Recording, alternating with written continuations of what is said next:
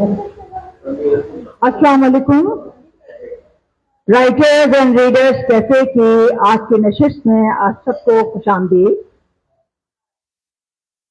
आज हमारी 169वीं नशिस्त है, 169, और आज की नशिस्त एक बहुत ही शानदार काम पर है, एक तर्जुमे पर है, और ये तर्जुमा जापानीज एक नॉवेल से का तर्जुमा है, और ये कोई हारुकी मुराकामी का तर्जुमा नहीं है जो कंटेम्प्रेरी हो। ये तर्जुमा है, हम कह सकते हैं इसको कि ये दुनिया का पहला नॉवेल है। अगरचे कि हम हमेशा समझते रहे कि सर्वांतेस का नॉवेल ही डॉन कीहोते वो दुनिया का पहला नॉवेल है, लेकिन ये उससे 600 साल पहले की बात है कि ये नॉवेल लिखा गया। अब इसको नॉवेल कैसे कहते हैं और क्या इसको नॉवेल कहना चाहिए, और जापानी से उर्दू में और क्या तराजुम हो रहे हैं, और उर्दू की कौन सी चीजें जापानीज में तर्जुमा हो रही हैं, इन सब बातों पर गुफ्तगू करेंगे हमारे साथ खुर्रम सुहेल, जो जापानी कौंसलेट से और जापानी कल्चर से बहुत करीब हैं, एसोसिएटेड हैं, और हमारे मॉडरेटर हैं इकबाल खुर्शीद, जो अक्सर हमारे प्रोग्रामों में मॉडरेटर होते हैं, सहाफ़ी हैं, नॉवलिस्ट हैं, और भी बहुत कुछ है। स्टूडेंट अपने आप को कहते हैं ये, लेकिन अब तो आप स्टूडेंट नहीं रहे हैं, तो इकबाल खुर्शीद को मैं कहूंगी कि यहाँ तशरीफ रखें।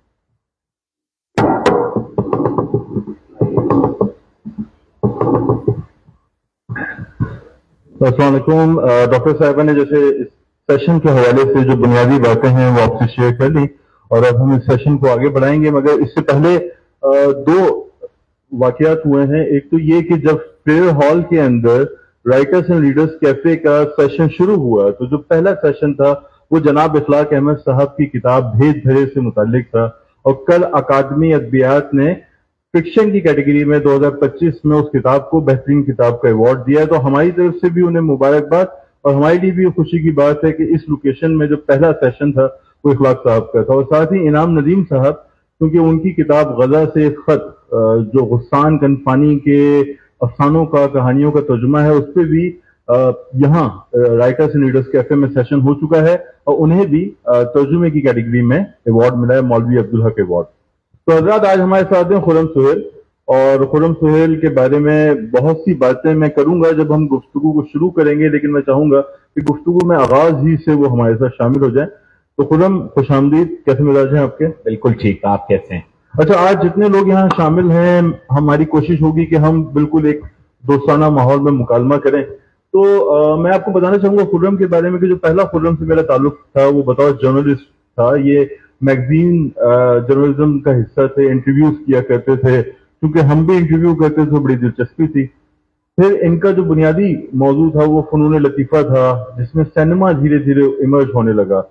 इन्होंने तमाम बड़े अखबारात के लिए कॉलम्स लिखे, मज़ामीन लिखे, और बाद में यही कॉलम्स, जो नया कल्चर आया तो ब्लॉग की शक्ल में मुख्तलिफ वेबसाइट्स पे आने लगे। तो खुर्रम ने प्रिंट से डिजिटल तक का सफर किया, और सिनेमा इनकी तवज्जो का महवर बना। बाद में इन्होंने एक मुहूर्त के नाम से सिनेमा पे मैगजीन भी निकाला, जो शायद अपनी नौयत की कम मतलब हालिया बरसों में ऐसे वाकयात कम हुए, उसकी ये एडिटर हैं। एक पहलू इनका यह है जो बहुत ही यूनिक है कि हमारे यहाँ फिल्म जर्नलिज्म सबसे शायद कमजोर शोबा हो, मगर खुर्रम ने उसको ताकत दी। खुर्रम उसे टेलीविजन पे लेके गए, यानी इस वक्त जो प्राइम टाइम है हमारा, जो टीवी चैनल्स हैं, वो फिल्म्स को, सिनेमा को अहमियत नहीं देते, मगर शायद खुर्रम उन गिने चुने लोगों में से एक हैं।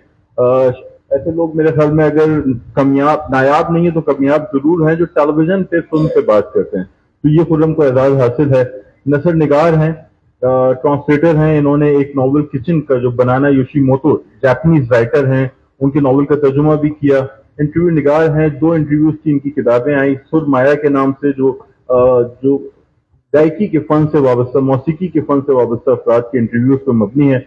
शानदार किताब थी, और एक इनके इंटरव्यूज पे 50 शख्सियात की मुख्तलिफ शोबों से वाबस्ता थे, उनके इंटरव्यूज इन्होंने किए थे। और एक जो इनका बहुत अहम हवाला है वो जापान से, जापानी अदब से, जापान कौंसल खाने से इनकी वाबस्तगी है। जापान का इन्होंने सफर भी किया। तो यहाँ पे पाकिस्तान में जापानीज अदब पे कितना काम हुआ, जापान में उर्दू अदब की क्या अहमियत है, किस तरह वहाँ इदारे काम कर रहे हैं, ये तमाम बातें हम खुर्रम से जानना चाहेंगे। तो पहले तो खुर्रम ये बताएं कि हालिया वर्षों में जो जापानीज लिटरेचर को असली सतह पे कंटेम्प्रेरी जापानीज लिटरेचर को जो बूम मिला है, जो चर्चा है, वो क्या है, उसकी क्या असबाब हैं, और क्या ये तसलसल है उस जापानीज लिटरेचर का जो जंग अजीम डोम के बाद जन्म दिया। बहुत शुक्रिया रीडर्स एंड राइटर्स कैफे का, तनवीर अंजुम साहबा आपका और आपकी पूरी टीम का, और इकबाल भाई आपका। इतना बड़ा तारुफ, ये ऐसे मुझे भी ऐसे लग रहा था ये किसी और के बारे में करा रहे हैं आप। तो मैं भी तालिब इल्म हूँ, आपको पता है मैं तो हकीकी तालिब इल्म हूँ, सुबह क्लासेस लेने भी जाता तो तालिब इल्म ही काफी है, असल तारुफ, और हम सब सीख रहे हैं, जाहिर बात है। आपका जहां तक सवाल है जापानी अदब की, मैं आपको खुसूसियत बताऊं, जापानी अदीबों ने एक बहुत, ये कह लें उनके निजाम का भी क्रेडिट है इसमें, जो सिस्टम है वहां, कि उनके यहाँ जो कुछ भी लिखा जाता है वो अपनी जबान में लिखते हैं। आज भी, इस वक्त भी मुराकामी के आप जितने नॉवेल पढ़ते हैं वो सब जापानी में लिखता है। फिर उसने 3 एडिटर रखे हुए हैं अंग्रेजी के, वो उसको अंग्रेजी में ट्रांसलेट करके एडिट करते हैं। यानी ये हम उस अदीब की बात कर रहे हैं जो इस वक्त दुनिया का सबसे बड़ा अदीब है, टॉप ऑथर है, हरुकी मुराकामी, और वो 3 एडिटर्स अंग्रेजी में उसका ट्रांसलेशन, एडिटेड वर्क कर लेते हैं। तो उसके बाद फिर मुराकामी खुद भी पढ़ता है, और अगर वो समझता है किसी और से भी पढ़वाना है, किसी अथॉरिटी से जो अदब की है, तो वो सारे मिलके फैसला करते हैं कि इसमें से कौन सा अंग्रेजी एडिशन फाइनल होगा। वो फिर छपता है और हम तक पहुंचता है। और लोग आज भी जापान जैसे जदीद टेक्नोलॉजी के शहर में, टोक्यो में खास तौर पे, लाइन में लग के उसका नॉवेल खरीदते हैं जब वो नया नॉवेल आता है। तो एक तो टेक्नोलॉजी ने उन पर कोई असर नहीं डाला, वो किताब पढ़ रहे हैं, किताब लिख रहे हैं, अपनी जबान में लिख रहे हैं, उनके सिस्टम में किताबों को तर्जुमा करने की रिवायत मौजूद है, तो लिहाजा एक सिस्टम के तहत उनके तराजुम भी हो रहे हैं। और इस वजह से आलमी सतह पर जापानी अदब नुमायां होने लगा और मकबूल होने लगा, और आज हम तक भी वो पहुंच रहा है। दूसरी इसकी जो जहत है आपके सवाल की, कि दूसरी जंग अजीम के बाद जैसे जैसे वक्त आगे बढ़ा और वो ट्रॉमा से निकले, तो फिर उन्होंने कहा कि अब हम नए अंदाज में चीजों को पेश करेंगे। तो कहीं ना कहीं वो दुख तो अपनी जगह मौजूद है उस वॉर का, मगर उन्होंने अपने आप को समेट लिया, और समेटने के बाद एक नई तवानाई के साथ जैसे पूरी कौम काम में जुट गई, तो वहां अदीब भी अपनी पूरी एनर्जी के साथ काम करने लगा। तो लिहाजा हम ये देखते हैं कि मौजूदा असरी जापानी अदब में तमाम बड़े रुझानात फिक्री जो हैं वो मौजूद हैं। और बाज दफा तो जापानी ये कहते हैं कि जब हम खुद अपने ऑथर्स को पढ़ते हैं तो हमें ये गुमान होने लगता है कि हम किसी शायद अमेरिकी ऑथर को पढ़ रहे हैं या यूरोपियन ऑथर को पढ़ रहे हैं। यानी इतना ज्यादा उन्होंने आलमी अदब का असर लिया और उसको अपने मकामी अदब के साथ जोड़ के फिर दुनिया भर के लिए पेश। यानी हम ये कह सकते हैं कि जो जापानीज लिटरेचर है कंटेम्प्रेरी, उसमें मगरिब का असर है। जैसे मुराकामी के ऊपर भी लोगों ने ये एतराज किया कि बहुत ज्यादा मगरबियत या यूरोपी तसलसल नजर आता है। अच्छा, ये तर्जुमा एक बहुत अहम फैक्टर है, तो हमें ये भी बताइए कि ये पाकिस्तान के अंदर जापानीज लिटरेचर के तर्जुमे पे क्या उसकी तारीख है, कितना काम हुआ, कब शुरू हुआ, कौन से नुमाया लोग रहे, और फिर हम अगले सवाल में ये भी जानना चाहेंगे कि क्या हमारे जबान व अदब पर भी जापान में काम हो रहा है। बिल्कुल। पहले मरहले में जो आपके सवाल का पहला हिस्सा है कि पाकिस्तान में काम हो रहा है, तो देखें मैं इसको 2 हिस्सों में तकसीम करता हूं। 2 अगर आप अदवार कर लें पाकिस्तान में और उर्दू जबान में जापानी अदब के तराजुम, तो पहला दौर लेट 80s की डेकेड का है, 80 की आखिरी सालों से, 80 की दिहाई के आखिरी सालों से लेके और 90 तक, यानी आखिर तक, या 2000 तक कर लें। तो इस 20 साल में अप्रोक्सीमेटली 20 साल के अरसे में पहली बार मुनज्जम अंदाज में जापानी अदब के तराजुम हुए, और सबसे मरकजी काम जो हुआ वो मशल फाउंडेशन ने किया, और उसमें टोयोटा फाउंडेशन का ताउन था, और पाकिस्तान के जितने जय्यद और मुस्तनद तर्जुमा करने वाले लोग थे वो सब उस प्रोजेक्ट का हिस्सा बने, चाहे वो अजमल कमाल हों, चाहे वो शाहिद हमीद हों, चाहे वो आसिफ फर्रुखी हों, मसूद अशर हों, जितने बड़े लोग थे उस दौर के, उन सब ने उस प्रोजेक्ट का वो हिस्सा बने, उन्होंने वो तराजुम किए और वो तराजुम बहुत पॉपुलर भी हुए। तो ये तो पहला दौर था। फिर उसके बाद एक खामोशी है, लेट 90s के डेकेड के बाद हमें एक तवील खामोशी दिखाई देती है, कुछ भी नहीं हुआ। अच्छा, ऐसा लगता है मुझे कि जापानियों को ये एहसास हुआ कि एक खामोशी हो गई है और अब कोई काम नहीं कर रहा, और उन्होंने अपने तई कोशिश भी की। फातिमा सुरैया बजिया आगे आई, उन्होंने कुछ काम किया, फिर और कुछ लोग आए नॉन फिक्शन साइड पे, मोइनुद्दीन अकील साहब ने कुछ काम किया, इकबाल वर्मा साहब ने कुछ कल्चर पर किताबें लिखी, लेकिन जो खालिसतन अदब था उस पर काम नहीं हो रहा था। और खालिसतन अदब से मुराद थी नॉवेल्स के तराजुम नहीं हो रहे थे, शॉर्ट स्टोरीज के तराजुम नहीं हो रहे थे। तो ये एक लम्हा फिक्रिया था जापानी लोगों के लिए, जापानी सफारतकारों के लिए भी, और जापान में वो लोग जो उर्दू अदब से मोहब्बत करते हैं उनके लिए भी। तो यहां से मेरा नया जन्म होता है। इस खामोशी ने मुझे जन्म दिया। मैं अपना एक, इनको मना करें, ये डिस्टर्ब कर रहे हैं, एक्सक्यूज मी भाई साहब, बहुत अहम बात हो रही है यहाँ, आप फोन पे बात ना करें, माजरत। तो हम जब ये खामोशी हुई तो उसके बाद कुछ सोचना शुरू किया। इससे आपको समझ में आएगा कि जापानी सफारतकार कैसे सोच रहे थे कि दोबारा से तराजुम का काम शुरू हो।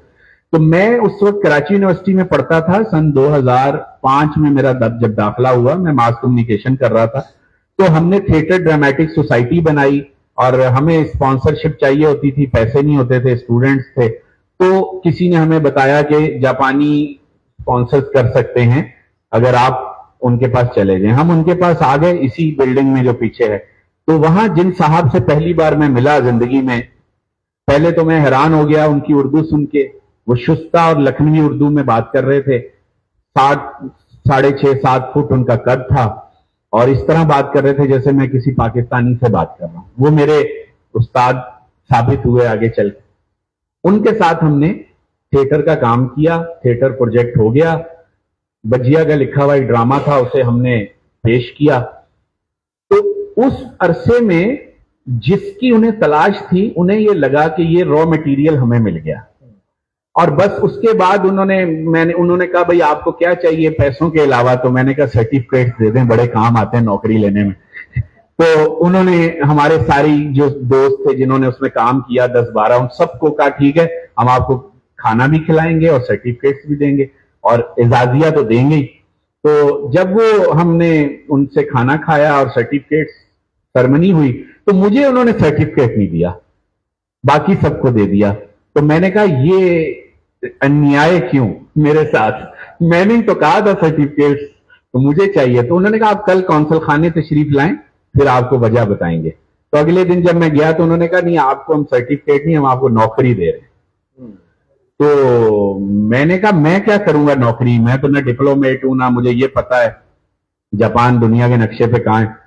तो उन्होंने कहा वो हम सब आपको समझा देंगे, बस आप जो काम कर रहे हैं वो करते रहें उर्दू जबान में। और फिर उन्होंने मुझे ये सारा तारुफ कराया कि इस तरह 80s में और 90s में ये देखें उर्दू में कितना जापानी अदब है जो आप पढ़ते हो, मुझे उन्होंने कहा। तो उन्होंने कहा ये सारा कुछ है, आप इसको देखें और बताएंगे और क्या हो सकता है। तो निशाते सानिया हुआ पाकिस्तान में उर्दू जबान में जापानी अदब का। तो हम ये कह सकते हैं कि आपका भी पुनर्जन्म और जापानीज अदब का पुनर्जन्म एक साथ हुआ। बिल्कुल ऐसा ही है। अच्छा, मुझे ये बताइएगा कि हम जब से पुराने लोगों से मिलते हैं तो जापान कॉन्सुलेट के अंदर जो मुशायरे हैं हाइको के, उनका बड़ा चर्चा रहा जी। लेकिन अब हम देखते हैं कि जापान से जो लिटरेचर सामने आ रहा है वो हाइको से ज्यादा फिक्शन पे मबनी है। तो ये शिफ्ट फितरी है या वो हमारे यहाँ के मारूजी हालात थे कि हमारे शौरा मुशायरों में शरीक होते थे, हाइको पढ़ा करते थे वगैरह वगैरह? 3 वजूहात हैं। पहली वजह यह है कोई शौरी कोशिश नहीं है। जाहिर बात है हाइको भी पार्ट ऑफ लिटरेचर है जापानीज, तो वो क्यों नहीं प्रमोट करना चाहेंगे। لیکن ہوا یہ کہ ایک تو فنڈنگ بہت زیادہ تھی پہلے، تو بہت پیسے ملتے تھے، تو اس لیے ہائیکو جو ہے وہ بڑے بڑے ہوٹلز میں فنکشنز ہوتے تھے، بلا کے کھانا بھی کھلاتے تھے اور پیسے بھی دیتے تھے. اچھا، جب فنڈنگ کا ایلیمنٹ ختم ہوا، پیسے کم ہوئے، اور خاص طور پہ 9/11 کے بعد جب چیزیں تبدیل ہوئیں خطوں کے اعتبار سے، اور ہماری شہرت کچھ اچھی نہیں رہی، تو اس وقت جو ہے پھر چیزیں کم ہونا شروع ہوئی. تو ہمارے شعراء نے بھی دلچسپی لینا کم کر دی، کیونکہ پیسے نہیں ملتے تھے یا کم ملتے تھے. اور پھر دھیرے دھیرے مالی معاملات کی وجہ سے مجھے لگتا ہے کہ ہائیکو کا معاملہ پیچھے چلا گیا. ابھی بھی ہائیکو مشاعرہ ہر سال ہوتا ہے، ہم لوگ آرٹس کاؤنسل میں کرتے ہیں، لیکن اس میں شعراء کا تعاون حاصل کرنا بڑا مشکل ہوتا ہے، اور بہت PJCA پاکستان جاپان کلچرل ایسوسی ایشن کوشش کرتی ہے کہ زیادہ سے زیادہ اس میں ہو. تو مجھے لگتا ہے کہ یہ پالیسی کی نظر ہو گیا مالی، اگر فنڈز ہوتے تو یقیناً یہ ہوتا رہتا. جہاں تک فکشن کے غالب آنے کی بات ہے، تو وہ جو نشاط ثانیہ میں نے کہا، وہ اس لیے کہا کہ ہم نے پھر نیا چراغ روشن کیا، دوبارہ سے نئے تراجم شروع کیے. اور جب ہم نے مسلسل، میں نے پورے پاکستان کا ٹریول کیا، میں ہر بڑے شہر میں گیا، ان کے ادیبوں سے ملا، ان کو کنونس کیا. اس وقت ہمارے حاضرین میں 4 لوگ فوراً میں آپ کو بتا سکتا ہوں جنہیں میں نے کنونس کیا آپ سمیت کہ یار ایک جاپانی کہانی ترجمہ کر دیں آپ کی مہربانی ہے، ایک کتاب ترجمہ کر دیں ابھی تنویر صاحبہ کو بھی میں نے لگانا ہے اس پہ. تو یہ آپ سب کی محبتوں سے اور تعاون سے یہ ہوا، کوئی پیسے نہیں تھے اس کے پیچھے، لیکن سب نے دلچسپی لی. اب میں آپ کو اسی کی گینجی کی مثال دیتا ہوں نا. جب باقر صاحب کو میں نے بالکل اسی نیت کے تحت کہ آپ پلیز یہ کر دیں، تو انہوں نے کہا یہ پلیز یہ کر دیں، یہ شارٹ سٹوری ہے میں کر دوں، کہ آپ کتاب کی حیت دیکھیں، اس کا جسہ دیکھیں، اور آپ مجھے پھنسا رہے ہیں اس میں، سوری میں نہیں کروں گا بالکل بھی. انہوں نے صاف منع کر. پھر میں نے ان سے کئی بار جب بھی وہ آتے تھے تو میں انہیں کہتا تھا کہ دیکھیں. پھر ایک بات جو میرے دل کی بات تھی، اصل میں چاہتا تھا یہ کتاب اردو میں آ جائے، اور میں جاپانیوں سے پوچھتا تھا یہ گینجی کی کہانی کیوں نہیں کسی نے اردو میں کی. تو انہوں نے کہا کہ اس پتھر کو کسی نے چومنے کی جسارت ہی نہیں. ہم نے بہت کہا، کئی لوگوں سے کہا، لیکن نہیں. تو میں نے کہا اچھا. مجھے لگتا تھا کہ اب موجودہ دور میں جب میں آیا، یا تو شاید حمید اسے کر سکتے ہیں یا باقر نقوی کر سکتے ہیں، مجھے کوئی تیسرا آدمی نظر نہیں آتا تھا جو اتنی وزنی چیز کو کر سکے. تو لہٰذا آپ واقف ہیں دونوں شخصیات سے کہ ان کا جو کام ہے وہ ایسا ہے کہ وہ ہی کر سکتے تھے اس کو، کیونکہ اس میں یہ منظوم بھی ہے نا، اس میں شاعری بھی ہے، اس میں ادب بھی ہے، اس میں مصوری بھی ہے، پورا فنون لطیفہ کا پیس آف آرٹ ہے، یہ صرف ناول نہیں. تو باقر صاحب کو پھر میں نے ایک ایسی بات کہی جو میرے دل کی بات تھی، جو ان کے دل کو لگ گئی. میں نے ان سے کہا کہ اگر باقر نقوی کی موجودگی میں اور شاہد حمید کی موجودگی میں اردو زبان دنیا کے پہلے ناول سے محروم رہی تو یہ محرومی بہت بڑی محرومی ہوگی. تو انہوں نے کہا یار یہ تم نے کیا کر دیا، تم نے میرا چین لوٹ لیا، مجھے رات کو نیند نہیں آ رہی، مجھے خیال آ رہا ہے کہ یہ میرا فرض ہے کرنا اس کو. تو پھر ابھی سوالوں پہ آئیں گے. پھر تو ہم نے ان کو قائل کر لیا. پھر وہ جب آئے کراچی تو حکومت جاپان نے ان کو بلایا، ایک پورے اعزاز کے ساتھ پیشکش کی، اور یہ بھی کہا کہ جو پیسے آپ مانگیں گے، جو اصل بات سنانے کا مقصد ہے کہ ہمیں کتنی محبت ملی. انہوں نے کہا میں نے ان سے کہا آپ 1 ملین مانگ لیں باقر صاحب، 2 ملین مانگ لیں، یہ کتاب ہمیں چاہیے.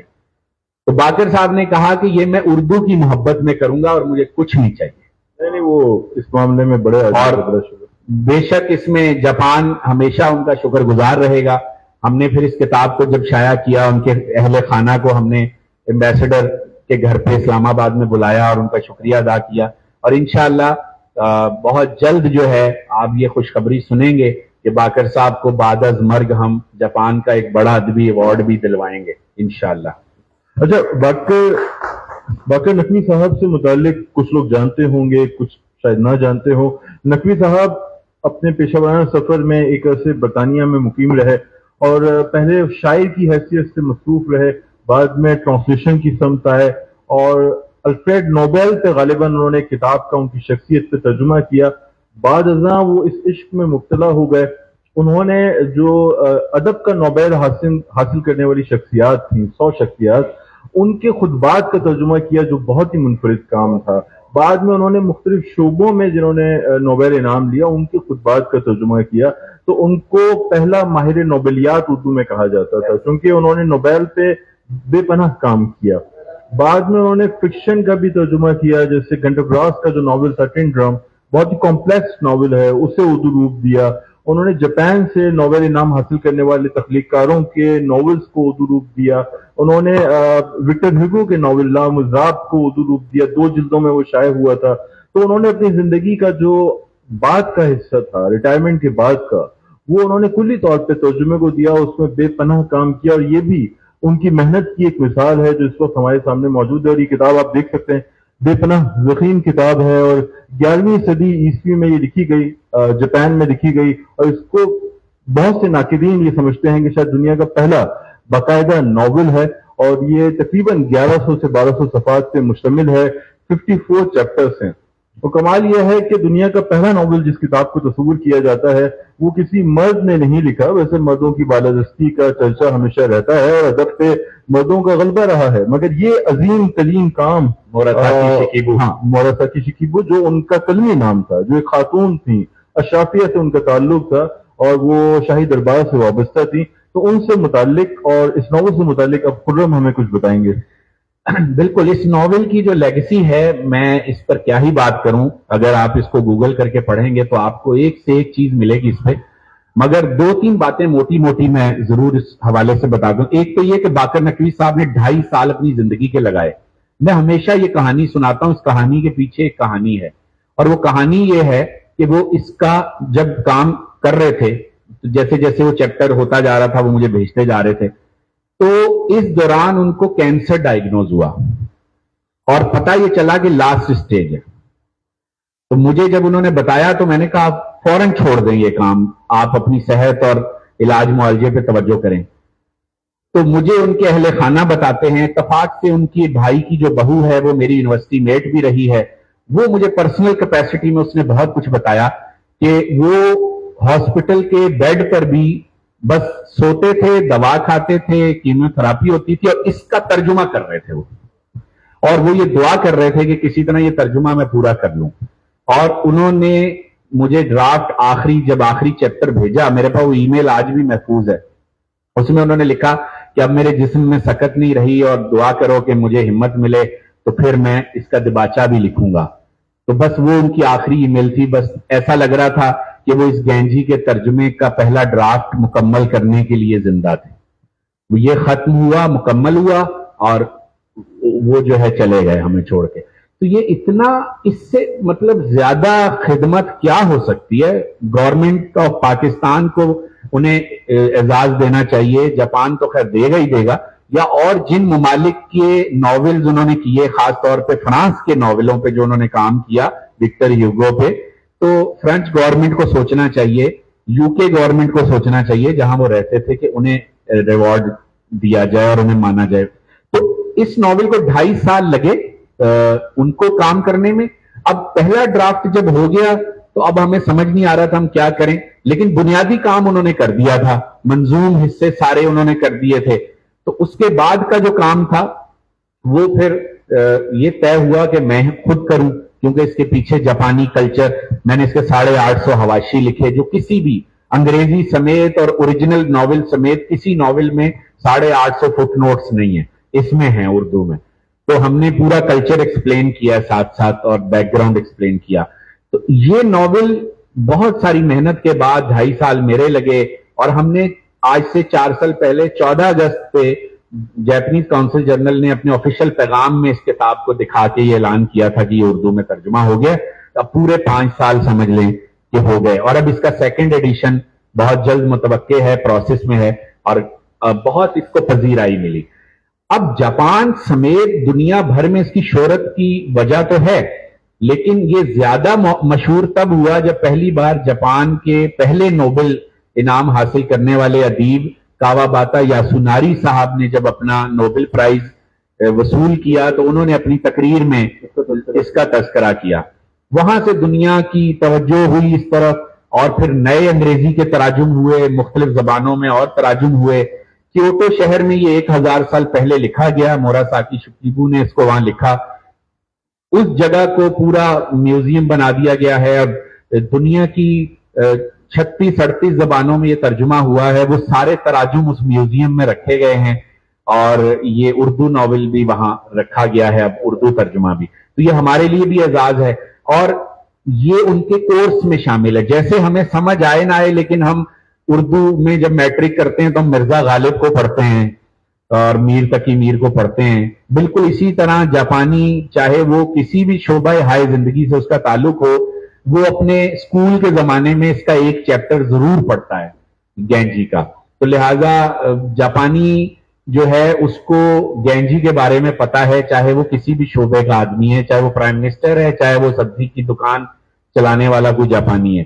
तो इसकी अहमियत का अंदाजा आप यहां से लगाएं कि अगर मैं मोहतात रहता हूं और ये वाला इंट्रोडक्शन मैं जापान में नहीं देता, वरना बड़ी मुश्किल पेश आ जाती है। अगर मैं ये बता दूं कि मैं एडिटर ऑफ गेंजी मोनोगतारी हूं या ट्रांसलेटर हूं, तो वो आगे से कोई बात ही नहीं करते एहतराम में। वो ऐसा एक इतनी वैल्यूएबल एक चीज हो जाती है कि वो बात करते हुए डरते हैं आपसे कि इस किताब का ये एडिटर है, इससे हम क्या बात करें। तो मुझे लगा कि ये तो बड़ी मुश्किल हो जाएगी, इस तरह तो बात ही नहीं हो पाएगी, तो मैंने ये बताना ही छोड़ दिया। अब मैं उनको कहता हूं बस मैं जापानी अदब के तराजुम करता हूं और मैं उर्दू का स्कॉलर हूं, तो वो नॉर्मल रहते हैं। आखिर में चलते हुए उनको बताता हूं कि गैंजी भी है। अच्छा, ये बात है कि इतना ज़ख़ीम नॉवेल उसे एडिट करना बहुत ही लंबा सफर है, तकलीफ का सफर है, क्योंकि हमने सारी जिंदगी टेक्स्ट को एडिट किया है गुज़श्ता 2 अशरों में, तो हमें इसका अंदाजा है। तो नकवी साहब, अल्लाह ताला उन्हें जन्नत नसीब करे, उनका बहुत बड़ा काम है। अलबत्ता उनका जो तर्जुमा था, जब वो खुर्रम के पास पहुंचा होगा, तो मुझे, चूंकि मैं एक एडिटर हूं, मुझे अंदाजा है कि वो किस शक्ल में होगा। और उसके 6 ड्राफ्ट बने, 6 बार उसे प्रूफ रीड किया गया, एडिट किया गया, और उसके ऊपर 800 फुटनोट्स। इससे आपको अंदाजा होता है कि खुर्रम सुहेल साहब जो यहाँ बड़े हल्के फुल्के अंदाज में अपनी किस्से सुना रहे हैं, उन्होंने कितनी मतलब खून फूका होगा उस प्रोजेक्ट के लिए और कितनी मुश्किलात से गुजरे होंगे, और फिर ये प्रोजेक्ट मुकम्मल हुआ। तो बहुत बड़ा काम है। मगर मैं चाहूंगा थोड़ा सा आप हमें, चूंकि सबसे से शायद ना पढ़ सकें या ना पढ़ा हो, कुछ इसके प्लॉट के बारे में बताएं। ये शाही खानदान से ताल्लुक रखने वाले फर्द की कहानी है, जिसे उसके ओहदे से हटा दिया जाता है, फिर उसकी नस्ल दर नस्ल आगे बढ़ती है। तो इस बाबत हमसे कुछ शेयर करें। इसका शुरू में एक टाइम लगा इसको ये डिक्लेयर होने में कि ये नॉवेल है या दास्तान है। ये एक बहस थी 100 साल पहले। तो लेकिन फिर जो मुरव्वजा उसूल बने पिछले 60-70 साल से, और ये तय हो गया कि नॉवेल का ड्राफ्ट क्या होगा, तो ये उस पर पूरा उतरा। तो इसलिए इसको नॉवेल कंसीडर किया गया, दास्तान कंसीडर नहीं किया गया। क्योंकि दास्तान हमारे यहाँ वैसे जो दास्तानों का दर्जा और जो मंजर निगारी दास्तानों में होती है वही इसमें है। लेकिन इसका कमाल ये है कि मोरासाकी शिकीबू को खुद भी नहीं पता होगा कि वो जिस क्राफ्ट के अंदर और ड्राफ्ट के अंदर लिख रही हैं ये आगे चलकर नॉवेल का ड्राफ्ट कहलाएगा। तो उन्होंने हर चैप्टर अलग अलग रखा, 54 अबवाब बनाए, और उसमें 54 किताबें कहलाती थी। ये उस वक्त जब ये ओरिजिनल हालत में लिखा गया तो ये 54 किताबें थी। असल में ये ना कोई दास्तान थी ना नॉवेल था, वो 54 किताबें थी। 54 के बुक्स के नाम से ये काम मशहूर था। और ये वो जमाना है जब कागज नया नया आया था और बहुत ज्यादा मुश्किल होता था कागज हासिल करना। और मोरासाकी चूंकि दरबार से वाबस्ता थी, तो इसलिए उनको वो कागज का कोटा मिल जाता था जिस पर उन्होंने लिखकर इस नॉवेल को महफूज किया। फिर दूसरी बात, क्लेम तो यही है कि ये फिक्शन वर्क है, लेकिन फिक्शनल वर्क है नहीं। जाहिर बात है ये उस अहद की एक तस्वीर है इसमें पूरी, और मंजर निगारी है, दरबार का मंजर है। आप मुगल दौर जहन में रखें, अगर मुगल दौर को जहन में रखें और उस वक्त कोई खातून मुगल दरबार में काम करती हो और वो मुशाहिदा करे, वो तजर्बे करे और वो चीजों को देखे और फिर वो कहानी लिख दे। तो एक महल का जिक्र, एक बादशाह जिसकी कई बीवियां थी और बहुत सारी औलादें, वही जैसे सब दरबार होते हैं वैसा ही एक वो दरबार होता था जहां रोजमर्रा जिंदगी के मसाइल हल होते थे। कोरिया से, चीन से और दीगर जगहों से वफूद आते थे, बादशाह से तबादला ख्यालात होता था। इंडिया का भी एक जगह जिक्र आया है नॉवेल में। और इस तरह ये कहानी आगे बढ़ती है। फिर उसकी औलादों में से एक शहजादा جس کا نام گینجی تھا وہ پیدا ہوتا ہے، اور ظاہر بات ہے اور اولاد تھی تو سب چاہتے تھے ہمارا بچہ جو ہے وہ بادشاہ کی مسند سنبھالے. تو گینجی بہت خوبصورت ہوتا ہے، بہت ذہین ہوتا ہے، اور بادشاہ اور شہزادہ تو تھا، بادشاہ بننے کے جو اوصاف پورے ہونے چاہیے وہ اس پر پورا اترتا ہے. اس کہانی میں وہ بادشاہ نہیں بنا لیکن وہ ایک ذہین شہزادہ تھا.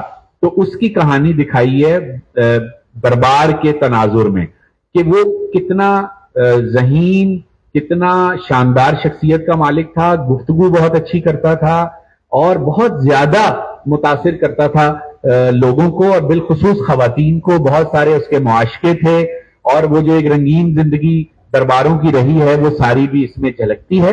لیکن پھر آگے چل کر یہ کہانی جو ہے وہ خیر اور شر، اچھائی اور برائی، نیکی اور بدی، ان تمام استعاروں کو بھی بیان کرتی ہے، اور یہیں آ کے یہ ختم ہوتی ہے. تو یہ تو آپ نے پلاٹ پہ بات کی، مگر موراساکی شکیگو جو خاتون جنہوں نے اب سے 1000 برس پہلے یہ ضخیم ناول لکھا، مطلب کوئی نظم نہیں لکھی، کوئی مطلب افسانہ نہیں لکھا، ناول لکھا، ان کی بابت بھی تو کچھ فرمائیں. کیسے ایک خاتون کا جو اثر ہم ناول کی تاریخ دیکھتے ہیں تو آغاز میں ہمیں خاتون دکھائی دیتی ہیں، کیا ان کی بابت کہا جاتا ہے کہ یہ ان کا قلبی نام تھا، ہم جانتے نہیں ہیں وہ کون ہے؟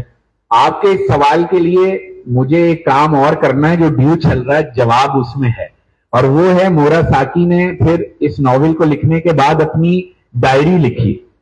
تو اس ڈائری میں اس نے بتایا پھر سارا کچھ کہ کیا حالات تھے، کیا دور تھا، وہ کیوں اس نے ناول لکھا. کیونکہ وہ عینی شاہد تھی اس وقت کے دور کی، اور وہ اس کو بہت تجسس ہوتا تھا کہ وہ بتائے ان کہانیوں کو. لیکن چونکہ ظاہر بات ہے وہ براہ راست نہیں بتا سکتی تھی، تو اس کو یہ خیال سوجا کہ کیوں نہ میں اس کو کہانیوں کی صورت میں لکھوں، کیونکہ کہانیاں اور داستانوں کا رواج موجود تھا اس وقت بھی جاپان میں، اور داستان لکھی جا رہی تھی. تو اس نے کہا کہ داستان کی صورت میں لکھوں گی تو شاید توجہ نہیں ملے گی. تو اس نے کہا میں کوئی نیا طریقہ نکالتی ہوں. تو جس نئے طریقے کو اس نے اپنایا وہ ناول کا فارمیٹ تھا، اس فارمیٹ میں اس نے لکھا. تو وہ موراساکی کے ساتھ اور بہت ساری خواتین تھیں دربار کے اندر، تو یہ سب آپس میں باتیں بھی کرتی تھی، اور وہیں سے ان کو یہ خیال سوجا کہ کیوں نہ ہم جو ہے وہ اس کہانی کو محفوظ کر دیں. تو اس تجسس نے ان سے یہ ناول لکھوایا. اچھا، اس ناول کے علاوہ بھی جو جاپنیز لٹریچر ہے وہ پاکستان میں اور ہندوستان میں اس کا ترجمہ ہو رہا ہے، تو آپ کی نظر دونوں سمت ہے تو کیا ریشو ہے؟ کیونکہ ڈاکٹر احتشام نے غالباً اس کے کچھ حصوں کا، ہندوستان میں ڈاکٹر احتشام صاحب نے اس کے کچھ حصوں کی تلخیص کی تھی، مگر پہلی بار ترجمے کی صورت یہ باقر نقوی صاحب ہی کا کارنامہ تھا اور آپ لوگوں کی کوششوں سے شائع ہوا. بالکل، تو اس پہ بھی کچھ روشنی ڈالیے گا. میں جب پہلی بار جاپان گیا تو میں نے ان سے پوچھا کہ گینجی کا ترجمہ کسی نے کیا؟ تو مجھے جنہوں نے اس کا پیغام بھی دیا اس کتاب کے لیے، پروفیسر سویاما نے، انہوں نے مجھے ایک کتاب کی فوٹو سٹیٹ دی. انہوں نے کہا کہ یہ پروفیسر احتشام حسین ہیں انڈیا سے، اور انہوں نے 30-40 سال پہلے جو ہے اس کا تلخیص کی تھی. اچھا، تلخیص آپ کو پتا ہے وہ مرکزی خیال یا خلاصہ ہوتا ہے، ترجمہ نہیں تھا، لیکن اردو میں تھا تو وہ ترجمہ بھی کہہ سکتے ہیں لیکن تلخیصی انداز میں. تو انہوں نے آرتھر ویلے کے ٹرانسلیشن کو فالو کیا تھا. آرتھر ویلے نے، چونکہ یہ کتاب کئی پارٹس میں بھی چھپی ہے، کسی جیسے اس وقت کنٹمپریری جو ایڈون اسٹیکر جو ٹرانسلیٹر ہیں جن کا ترجمہ دنیا بھر میں بک رہا ہے انگلش میں، وہ 2 والیوم میں ہے، میرے پاس بھی ہے. لیکن ہم نے پاکستان کا جو مزاج ہے لوگوں کا، تو اس کو ذہن میں رکھتے ہوئے ایک ہی والیوم میں کیا. تو جو آرتھر ویلے تھے انہوں نے اس کو 3 والیومز میں کیا. تو پروفیسر احتشام نے اس 3 والیومز کو فالو کیا، اور اس کا جو پہلا والیوم تھا اس کی تلخیص کی. اور اس وقت جاپان کے جو سفیر تھے انڈیا میں، انہوں نے اس کا دباچہ لکھا. مگر وہ پھر پتہ نہیں کیوں، مجھے اس کی وجوہات نہیں پتا، کہ وہ تراجم تلخیصی جو ہے وہ مکمل نہیں ہو پائے اور 2 کتابیں رہ گئیں، اور وہ ایک ہی تلخیصی ترجمہ ہے جو ہمارے ہاں بھی پاکستان میں چھپتا رہتا ہے. تو پہلے لوگوں کو یہ خیال آیا کہ یہ گینجی کی کہانی بس یہی ہے، اور مجھے بھی کسی نے وہ بتایا کہ آپ یہ ترجمہ کر رہے ہیں. تو ہم نے کہا نہیں، یہ نہیں کر رہے، باقاعدہ ایک پورا ہم کام کر رہے ہیں. تو پھر اس کے بعد ہم نے یہ فیصلہ کیا کہ ہم اس کا منوان ترجمہ کریں گے، پہلی بات. دوسری بات میں نے باقر صاحب سے یہ کی کہ اس کو آپ اسی زبان کے درجے پر رکھیں گے جس زبان کے درجے پر گینجی لکھی گئی اور اچھی انگریزی میں، اتھینٹک انگریزی میں موجود ہے. تو ہم نے اردو مولا میں اس کا خیال رکھا, ہم نے اس کی لفظیات پہ کام کیا, میں نے ڈاکٹر رؤف پاریکھ سے کنسلٹنسی لی اس کی زبان کی صحت پر, میں نے مبین مرزا کو اس کا فائنل ورژن دکھایا کہ یہ دیکھ لیں آپ نے چونکہ باقر صاحب کا سارا کام چھاپا ہے تو کیا یہ وہ معیار ہو گیا ہے کہ اب ہم اس کو چھاپیں یا اور اس کو مزید پالش کیا جائے.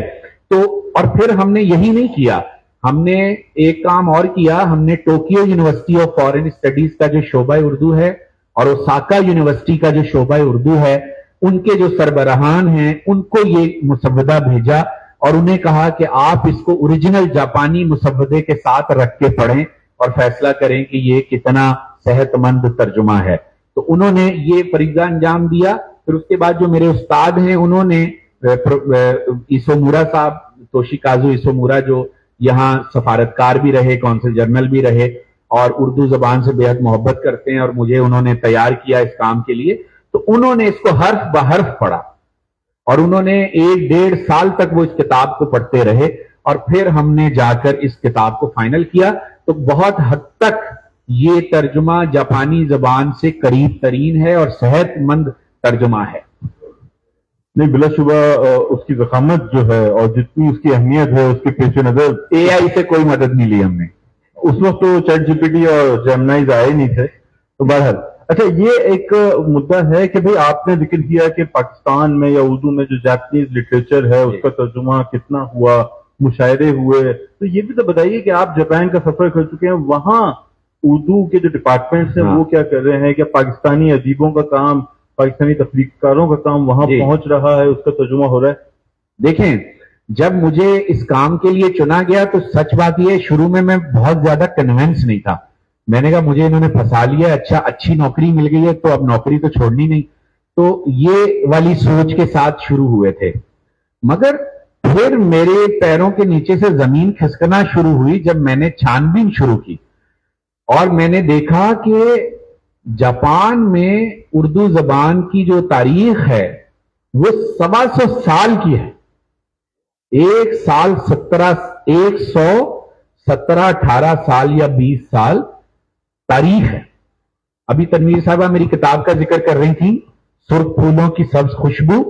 وہ کتاب میں نے ایڈٹ کی اور ریسرچ ورک مکمل کر کے کتابی شکل میں چھاپا. وہ فٹ نوٹس ہیں, وہ یوں سمجھ لیں میں نے اس 125 سال کی جھلکیاں دکھانے کی کوشش کی ہے اس کتاب میں, کہ اردو کیسے جاپان میں پہنچی, کیسے سروائیو ہوئی. شروع میں اردو ہندی ساتھ تھی, پھر جب پارٹیشن ہوا اور پاکستان انڈیا الگ الگ ہوئے تو پھر وہاں شعبہ اردو قائم ہوا جو اب تک قائم ہے اور اس میں کام ہو رہا ہے. 2 پہلوؤں سے کام ہوا جاپان میں اردو پر, لسانی اعتبار سے اور ادبی اعتبار سے. تو جاپان میں جو اردو زبان پڑھائی جاتی ہے انہوں نے اپنا نصاب جاپانی زبان میں خود تیار کیا ہے, اور جاپان میں اردو پڑھانے کے لیے جاپانی یونیورسٹیاں جاپانی زبان میں اپنا تیار کردہ نصاب پڑھاتی ہیں, اور اس کے تحت وہاں جاپانی اردو سیکھتے ہیں اور پھر مزید اردو سیکھنے کے لیے پاکستان یا انڈیا جاتے ہیں. اور ادبی لحاظ سے ان کے طلبہ نے جو M Phil P H D میں آئے, یا وہ پروفیسر جو کام کر رہے تھے, یا وہ لوگ جو شوقیہ کام کر رہے تھے, ان تینوں سطحوں پر انہوں نے اردو زبان کا انتخاب کیا, اردو ادیبوں کا انتخاب کیا اور انہیں شائع کیا جاپانی زبان میں. اگر میں صرف ایک آدمی کی بات یہاں بتاؤں تو اس سے آپ کو اندازہ ہو جائے گا کہ کیا کمٹمنٹ ہے جاپانیوں کی اردو ادب سے. اور تبھی میں کنونس ہوا اور اس کے بعد میرے اندر محبت پیدا ہوئی جاپانی ادب کے لیے. مجھے لگا کہ ہمیں بھی انہیں جواب دینا چاہیے اس محبت سے. پروفیسر ہیرو جی کتوکا ہیں, انہوں نے اس کا دباچہ لکھا ہے اس کتاب کا. وہ آج ابھی زندہ ہیں اور ان کی عمر اس وقت 80+ ہے اور صحت مند ہیں, حافظہ قائم ہے, یادداشت اچھی ہے. اور انہوں نے, اگر مجھے بتاتے ہوئے بھی ڈر لگتا ہے, منٹو, کرشن چندر, مطلب بہت سارے نام, عصمت چغتائی جو ہمارے بڑے بڑے, یہ سب انہوں نے اپنی زندگی میں کام کیا, تراجم کیے, سب ہو گیا. پھر ان کے ذہن میں آیا ایک دن کہ مجھے جو ہے پورا علامہ اقبال، پورا فیض اور پورا غالب ترجمہ کرنا ہے. ہم نے اپنی پوری زندگی میں یہ پڑھا بھی نہیں ہوگا پورا. الحمدللہ. تو ایک آدمی نے یہ ٹھان لی. پہلے انہوں نے مرزا غالب کو جاپانی زبان میں ترجمہ کیا، اس کے بعد انہوں نے فیض صاحب کو نسخہ ہائے وفا پوری ترجمہ ہوئی، پھر اس کے بعد وہ اقبال پر لگ گئے، اور یہ کام جب جاری و ساری تھا تو کرتے کرتے کرتے وہ بوڑھے ہو گئے، بال سفید ہو گئے. ان کی کمٹمنٹ کی عمر 50 سال ہے. یعنی 50 سال سے ایک شخص اردو زبان کو سینے سے لگا کے بیٹھا ہوا ہے ٹوکیو میں، اور وہ کام کر رہا ہے. کوئی اس کو ستائش کی پرواہ نہیں، کوئی اس کو یہاں بلاتا نہیں تھا، کسی کو پتا نہیں تھا. یہاں مجھے دکھ ہوتا تھا اور غصہ آتا تھا اپنے پاکستانی لوگوں پہ جو جاپان جا رہے تھے پڑھانے یا ریڈیو کی سروس کے تحت NHK میں، یا کوئی آگے نہیں بتاتا تھا کہ وہ یہ اتنا بڑا ایک آدمی کام کر رہا ہے. مطلب اور بھی لوگ کر رہے تھے، لیکن میں ایک مثال کے طور پر ان کا نام یہاں لے رہا ہوں. تو میں نے پھر اس بات پر آرٹس کاؤنسل سے جھگڑا ہو گیا، اور وہ اس جھگڑے سے آپ سب واقف ہیں، بہت لمبا چلا. تو مجھ سے یہ پوچھا گیا کہ آپ چاہتے کیا ہیں آخر میں، کیونکہ وہ صلح نہیں ہو پا رہی تھی. تو پھر ایک دن میرے استاد نے مجھے کھانے پہ بلایا، اس وقت وہ کونسل جنرل تھے، اور کھانے کا معمول ہمارا جب بھی میٹنگ کا ہوتا تھا وہ ویکینڈ ہوتا تھا، مگر اس کھانے کی دعوت مجھے ویکینڈ سے ہٹ کے آئی، ویک ڈیز میں. تو وہ خطرے کی علامت تھی، ریڈ فلیگ تھا کہ یہ کیوں کھانے پہ بلا رہے ہیں ویک ڈیز میں. تو جب میں وہاں پہنچا تو وہاں آرٹس کاؤنسل کے نمائندگان موجود تھے. یہاں شاہد صاحب بیٹھے ہوئے ہیں، یہ سارے بیک گراؤنڈ سے واقف ہیں.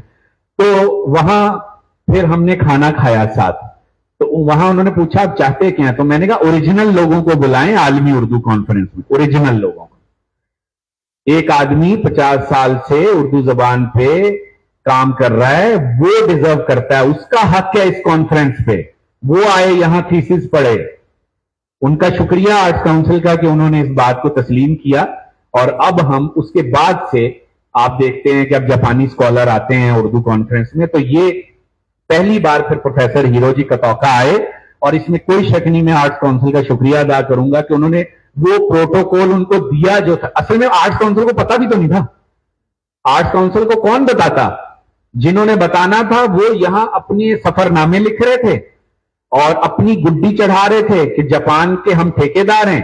اور بہت تلخ یادیں. بہرحال ہیروجی کتوکا صاحب سے جب میں پھر ملا لاسٹ ٹائم تو مجھے انہوں نے کہا خرم دعا کرو کہ میں اب غالب کی آخری کتاب پر ہوں، اقبال کی آخری کتاب پر ہوں، اور میں یہ کام کر لوں زندہ رہتے ہوئے. میں نے کہا ابھی تو آپ 80 سال کے ہیں، آپ تو کر ہی لیں گے. 100 سال عمر ہوتی ہے جاپانیوں کی، 20 سال ابھی آپ کے پاس ہیں. اور الحمدللہ انہوں نے وہ کر لیا. اب پوری کلیات اقبال بھی جاپانی زبان میں موجود ہے. تو بلا شبہ ایسے لوگ جو الگ شہروں میں، الگ دنیاؤں میں پیدا ہوئے، جن کی زبان اردو نہیں تھی، انہوں نے جو اردو سے عشق کیا، اردو کو فروغ کے لیے کام کیا، وہ قابل تعریف ہے. اور خرم سہیل نے جھگڑوں کا ذکر کیا. جھگڑے تو خیر آپ نے بہت لوگوں سے مولے. اور مجھے یہ بتائیے کہ جو جاپنیز لٹریچر پہ ہم بات کر رہے ہیں، لیکن جو جاپنیز فلم ہے جی، جس کا ایک سورس جاپنیز لٹریچر ہی ہے، ہم دیکھتے ہیں کہ جاپنیز فلمیں جو ہیں شاید جاپنیز لٹریچر کے ساتھ ساتھ ہالی ووڈ تک پہنچی. جی، پھر اب یہاں پہ بھی جو سنجیدہ فلم بین ہیں انہوں نے ہمیشہ جاپنی فلموں کو اہمیت دی. تو جاپنی سینما کے بارے میں بتائیں، وہ لوگ کیا کر رہے ہیں؟ کیا اس پہ بھی یورپی اثر آ گیا ہے، یا وہ اپنے اولڈ اسکول 7 سامورائی اسٹائل میں ہی فلمیں بنا رہے ہیں؟ بالکل. اس کا جواب دینے سے پہلے میں یہ بتاتا چلوں، پہلی بار مجھے خوشی ہوئی اپنی گورنمنٹ پر کہ ہماری گورنمنٹ آف پاکستان نے کتوکا صاحب کو جو ہے وہ اعزاز دیا. پاکستان کا جو سب سے بڑا اعزاز ہوتا ہے فارنرز کے لیے، وہ نے دیا. تو ہاں، تو یہ خوشی کی بات ہے. تو لہٰذا اور کتوکا صاحب ابھی کچھ اور بھی کر رہے ہوں گے، میں ان سے پوچھوں گا. یقیناً کوئی نئی خبر آئے گی ہمیں کہ اب انہوں نے کیا کر لیا.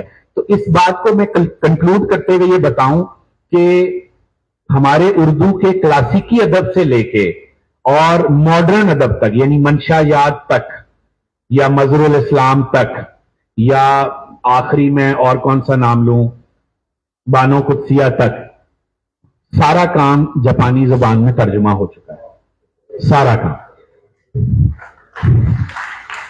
تو बहुत लोग काम कर रहे हैं. तो ये हमें क्यों नहीं पता, हम इससे हाँ, कोई बता नहीं रहा ना, ये इसीलिए पाकिस्तान जापान लिटरेचर फोरम बना फिर, क्योंकि ये किसी को बताना था. तो फिर हमने ये फरीजा अपने जिम्मे लिया और अब हम एक एक करके हम काम कर रहे हैं. अभी 75 साल पूरे हो रहे हैं पाकिस्तान जापान की सफारती ताल्लुकात के. इंशाल्लाह अगले सेशन में जो हम करेंगे, ये सेशन चूंकि हमने फौरन किया, वरना अभी जापानी कॉन्सुलेट से कोई ना कोई हमारे साथ मेहमान मौजूद होते, अगली बार होंगे तो हम बताएंगे आपको सारा कुछ. हम एक डॉक्यूमेंट्री बनाने जा रहे हैं, हम बहुत कुछ करने जा रहे हैं जिसमें हम ये सारा सफर बताएंगे कि किस तरह जापानियों ने उर्दू जबानो अदब से इश्क किया. अब मैं सिनेमा पे आ जाता हूं. सिनेमा की जहां तक बात है, अभी आपने देखा होगा लेटेस्ट वेब सीरीज आई थी पिछले साल शोगन एप्पल की, तो उसमें बहुत उसको अवार्ड्स मिले और बहुत ज्यादा पजीराई हुई. और एक फिल्म ऑस्कर के लिए शॉर्टलिस्ट हुई ड्राइव माई कार के नाम से, तो उसको वो मुराकामी की कहानी पर थी. तो जापानी जो हैं उन्होंने अपना एक कल्ट रखा है सिनेमा में, वो ट्रेडिशनल सिनेमा से डिफरेंट है. यानी कोरियन और जापानीज ने बिल्कुल एक नया ट्रेंड अपना शुरू किया है और उसमें बहुत सारी जो फिलोसफिकल एंगल्स हैं उनको फॉलो करते हुए जापान में अब सिनेमा बन रहा है और बहुत ज्यादा मॉडर्न लेकिन लिटरेचर बेस्ड सिनेमा भी बन रहा है. बस उन्होंने ये किया कि वो अंग्रेजी में काम करने, जापानीज सिनेमा अंग्रेजी में आ गया डायरेक्ट. मतलब वो फिल्म अंग्रेजी में शूट कर रहे हैं या डब कर रहे हैं? नहीं, शूट कर रहे हैं. इसका क्या सबब? ये तो बहुत बड़ा डाइवर्जन है. जैसे कमाल अतातुर्क ने कहा था कि भाई हम अपनी जबान जो है उसका रस्म खत बदल देते हैं. असल में वो उसका टेक्निकली वजह है, और वो वजह ये है कि जापानीज फिल्म मेकर्स जो है वो और जापानीज एक्टर्स काम कर रहे हैं हॉलीवुड के साथ मिलके. तो जो हॉलीवुड की प्रोडक्शंस इन्वॉल्व हो रही हैं उसमें, जैसे सोनी जैसा इदारा जो है वो फिल्म प्रोडक्शन में मौजूद है और बड़े बड़े, तो उनको मेरा ख्याल है कि वर्ल्ड वाइड फिल्में दिखानी है और सिर्फ जापानी तक रखेंगे तो वो फिर निकल के आ नहीं पाएंगे. तो इसलिए उन्होंने ये फैसला किया कि डायरेक्ट अंग्रेजी में भी काम करें. तो ये उनकी टेक्निकल मजबूरी है.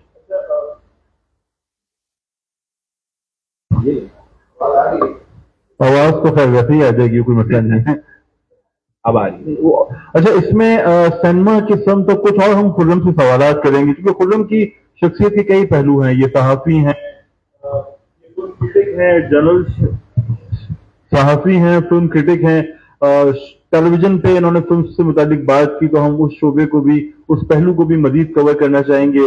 साथ ही नस्ल निगार हैं, ट्रांसलेटर हैं, तो एडिटर हैं मूरत के. तो मैं ये भी जानना चाहूंगा कि आपने एक इस दौर में जब प्रिंट की मौत वाकई हो रही है, प्रिंट खत्म हो रहा है, आपने क्या सोचा कि सिनेमा पे एक मैगजीन निकाला जाए और उसको लोगों तक पहुंचाया जाए? उसकी बाबत बताइएगा, वो प्रोजेक्ट क्या था?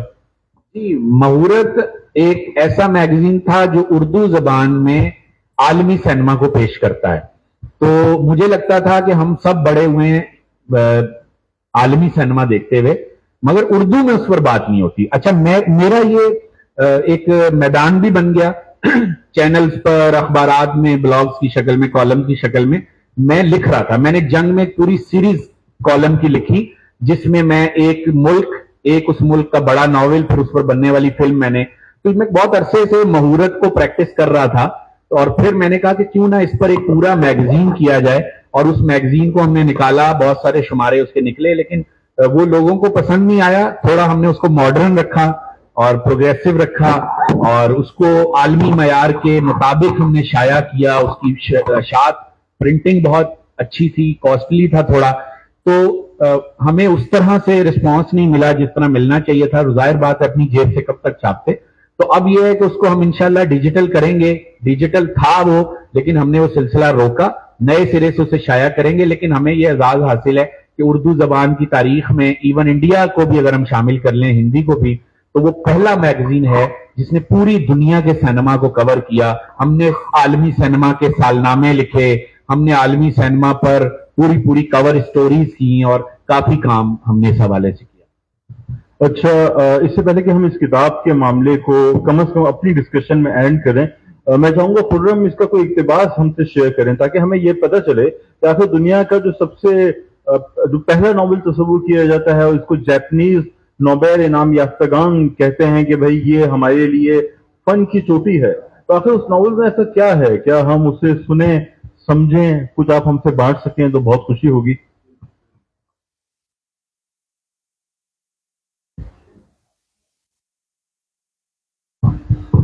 ये नॉवेल मुझे लगता है मोरासाकी शिकीबू साहिबा, ऐसा मैं तस्वुर करता हूं कि उन्होंने बहुत ही मुदर मौसीकी सुनते हुए लिखा होगा। और बाकर साहब शायर थे, मुगन्नी थे। मुगन्नी इन मानों में कि गनाइया शायरी और कलाम उनके यहाँ और गजल, तो उनके यहाँ नगमगी मौजूद थी। और मेरा तो शोबा भी मौसीकी है, मौसीकी का नाकिद हूं। तो अब जब हम सब ने मिलके मोरासाकी शिकीबू से लेके और जब हम तक ये पहुंचा, तो जब हमने इसको कर लिया, तो मैं इसको जब भी पढ़ता हूं तो मुझे लगता है कि मैं शायरी पढ़ रहा हूं। आप देखिए, अभी मैं आपको सुनाता हूं। इसमें मुनज़्ज़म तौर पर जो मंजूम चीजें हैं वो तो अपनी जगह हैं ही शायरी में, लेकिन जो नसर के पीस हैं वो भी बहुत और फिर यहां हमें दाद मुझे लेनी पड़ेगी। बाकर साहब को मैंने जब फरमाइश की कि इसको जबान का रंदा बहुत अच्छा लगना चाहिए, तो हंसते थे, कहते थे तुम्हारी फरमाइशें खत्म नहीं हो रही, तर्जुमा भी करवा रहे हो, फिर जबान का रंदा भी लगवा रहे हो। लेकिन वो बस किस्मत में नहीं था शायद, वो चले गए।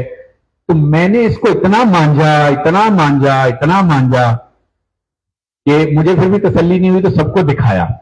तो मुझे लगता है कि हमने इसमें कसर नहीं छोड़ी। फिर भी अगर कोई कमी लगे तो मैं माजूर खाऊं। मैं कुछ पढ़ के सुनाता हूं आपको। अचानक बादलों में बने शगाफ से तकरीबन पूरा चांद निकल पड़ा। ये महज इत्तेफाक था कि उस हसीन लम्हे तमा काजूरा उसके करीब थी। नारंगी के फूलों का उजला हिस्सा चांदनी में नजर आने लगा था। ताजा हवा में वो खुशबू जो भूली यादें लाती है कमरे में फैल गई थी। लेकिन ये सिर्फ एक लम्हे के लिए हुआ था। वो इंतजार कर रहे थे कि यकदम आसमान स्याह हो गया। कोयल की 1000 बरस से जू की तू आवाज सुनाई दी। हवा तुंद हो गई थी और उसने तकरीबन पत्तों को उड़ा दिया था। छत पर धमाधम बारिश हो रही थी। आसमान एक बार फिर स्याह हो गया था। खिड़की पर बारिश की आवाज और गेंजी ने सरगोशी की। ये बहुत मौसर या अनोखा कनाइया नहीं, मगर शायद इसीलिए सही वक्त पर आया था। तमा काजूरा की ख्वाहिश थी, काश ये आवाज खातून की बाड़ में भी सुनाई देती। हालांकि उसकी दफातन रवानगी फितक आमेज थी। उसके आंसू बह रहे थे, मगर वो गौर करती गमगीन और गाफिल शक्ल हरगिज बूढ़े गेंजी जैसी नहीं थी। वो गेंजी जो शायद उसके तस्वुर में कहीं बुरा हो रहा था। यहां मंजूम हिस्सा है कि जब उसने तस्वुर किया तो उसके और वो फूल भी क्या जो आईने जैसे पानी की तह में रहकर चमक रहा था। तहरीर हमेशा की तरह खूबसूरत थी। उसे आकाशी लेडी के साथ मोरासाकी की खफगी अच्छी तरह याद थी। बिला आखिर वो दोस्त बन गई थी। फिर भी कुछ दुरुस्ती बाकी थी। मोरासाकी ने फासला बरकरार रखा था। गेंजी के अलावा क्या किसी और को इसका इल्म था? जब तन्हाई उसे सताने लगती तो कभी कभी वो आकाशी लेडी को देखने जाता, मगर कभी रात उसने कयाम न किया। मौसम गर्मा के लिबादे पहनने का जमाना आ गया था। नारंगी वाली लेडी के यहां से नए लिबादे आए थे। उनके साथ एक नज्म भी थी। आज गर्मा के लिबादे पहनने का है दिन। आज गर्मा के लिबादे पहनने का है दिन। क्या यही यादों की तजदीद का दिन भी होगा? क्या यही यादों की तजदीद का भी दिन होगा?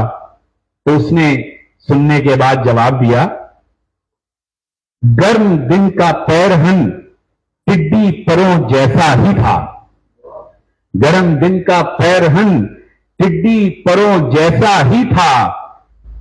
لمحے لمحے کی نزاکت یاد کرتا تھا بہت، لمحے لمحے کی نزاکت یاد کرتا تھا بہت.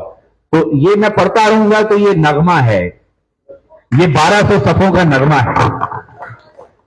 اور پر بور تو نہیں ہو رہے آپ؟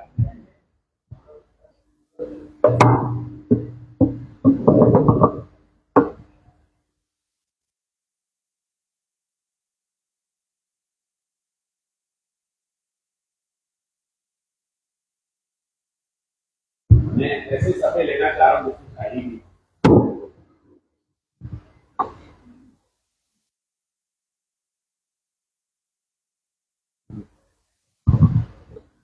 جیسے یہ منظر دیکھیے، اس نے ایک عود ڈانگ اٹھا کر خوشبو کے دھوئیں کو اپنے لبادے کی جانب کیا. حالانکہ روزمرہ پہنے جانے والے لبادے شکن آلود ہو چکے تھے. وہ بہت دبلی پتلی لگ رہی تھی. اس کے ذہن میں وہ سارے غم انگیز خیالات آنے لگے جنہوں نے عورت کے چہرے مہرے کو افسردہ کر دیا. اس کی آنکھوں کے اطراف کی سرخی خوشگوار نہیں تھی، مگر جب اس وقت کی طرح وہ ہمدردی کے مزاج میں ڈوبا ہوا تھا تو اس نے اس کو دیکھنے کی کوشش بھی نہیں کی. یہ کچھ زیادہ ہی حیرت انگیز تھا کہ دونوں اتنے عرصے تک ایک ساتھ رہے تھے. وہ خود کو مجرم محسوس کر رہا تھا. اس نے اپنے آپ کو ایک نئے احمقانہ پن میں مکمل طور پر کھو دیا تھا. لیکن جیسے جیسے وقت گزرتا گیا وہ زیادہ بے چین ہوتا گیا. یہ یقینی بنا کر کہ اس کے تعصب کی سرد آہیں سنائی دے رہی تھیں، اس نے ایک عود دان اپنی آستین کے اندر کیا اور اپنے لبادے کی شکلیں درست کی جو بہت نرم اور خوشگوار تھیں. حالانکہ اس کا اور گینجی کا کوئی جوڑ نہیں تھا، وہ ایک وجیح اور مرعوب کن آدمی تھا. کچھ اور بھی آپ عنایت کرنا چاہیں گے؟ تھوڑا سا. شور پلیز. موکو نے نئے لبادے کو خوشبو میں بسایا اور ایک آستین اپنے چہرے پر ڈال کر سرگوشی میں بولی. ان خیالات میں غرق جو اس کے لیے بہت زیادہ تھے، ان خیالات میں غرق جو اس کے لیے بہت زیادہ تھے، اس نے بجھا نہ سکنے والے شعلوں کو اپنا کام کرنے دیا ہے. اس نے بجھا نہ سکنے والے شعلوں کو اپنا کام کرنے دیا ہے. آستین کے اوپر سے دکھائی دینے والے ابرو بہت خوبصورت تھے، مگر وہ سنگدلی سے اپنے آپ سے پوچھ رہا تھا کہ اس قسم کی عورت میں اس کی دلچسپی کیسے ہو گئی. پھر وہ سوچتا ہے دردناک واقعات مجھ میں غصہ اور پشیمانی اس طرح بھر دیتے ہیں کہ ان بخارات سے میرا دل گھٹنے لگتا ہے جو میرے اندر اٹھتے ہیں. اگر میرا ایک لفظ بھی باہر نکلا تو میں کہیں کا نہیں رہوں گا. سرد آہیں بھرتا ہوا وہ اس سے جدا ہو گیا. اور کچھ پیسز میں منظوم سنانا چاہوں گا جو خالصتاً باقر صاحب کا کام ہے، میں نے ایک لفظ تبدیل نہیں کیا.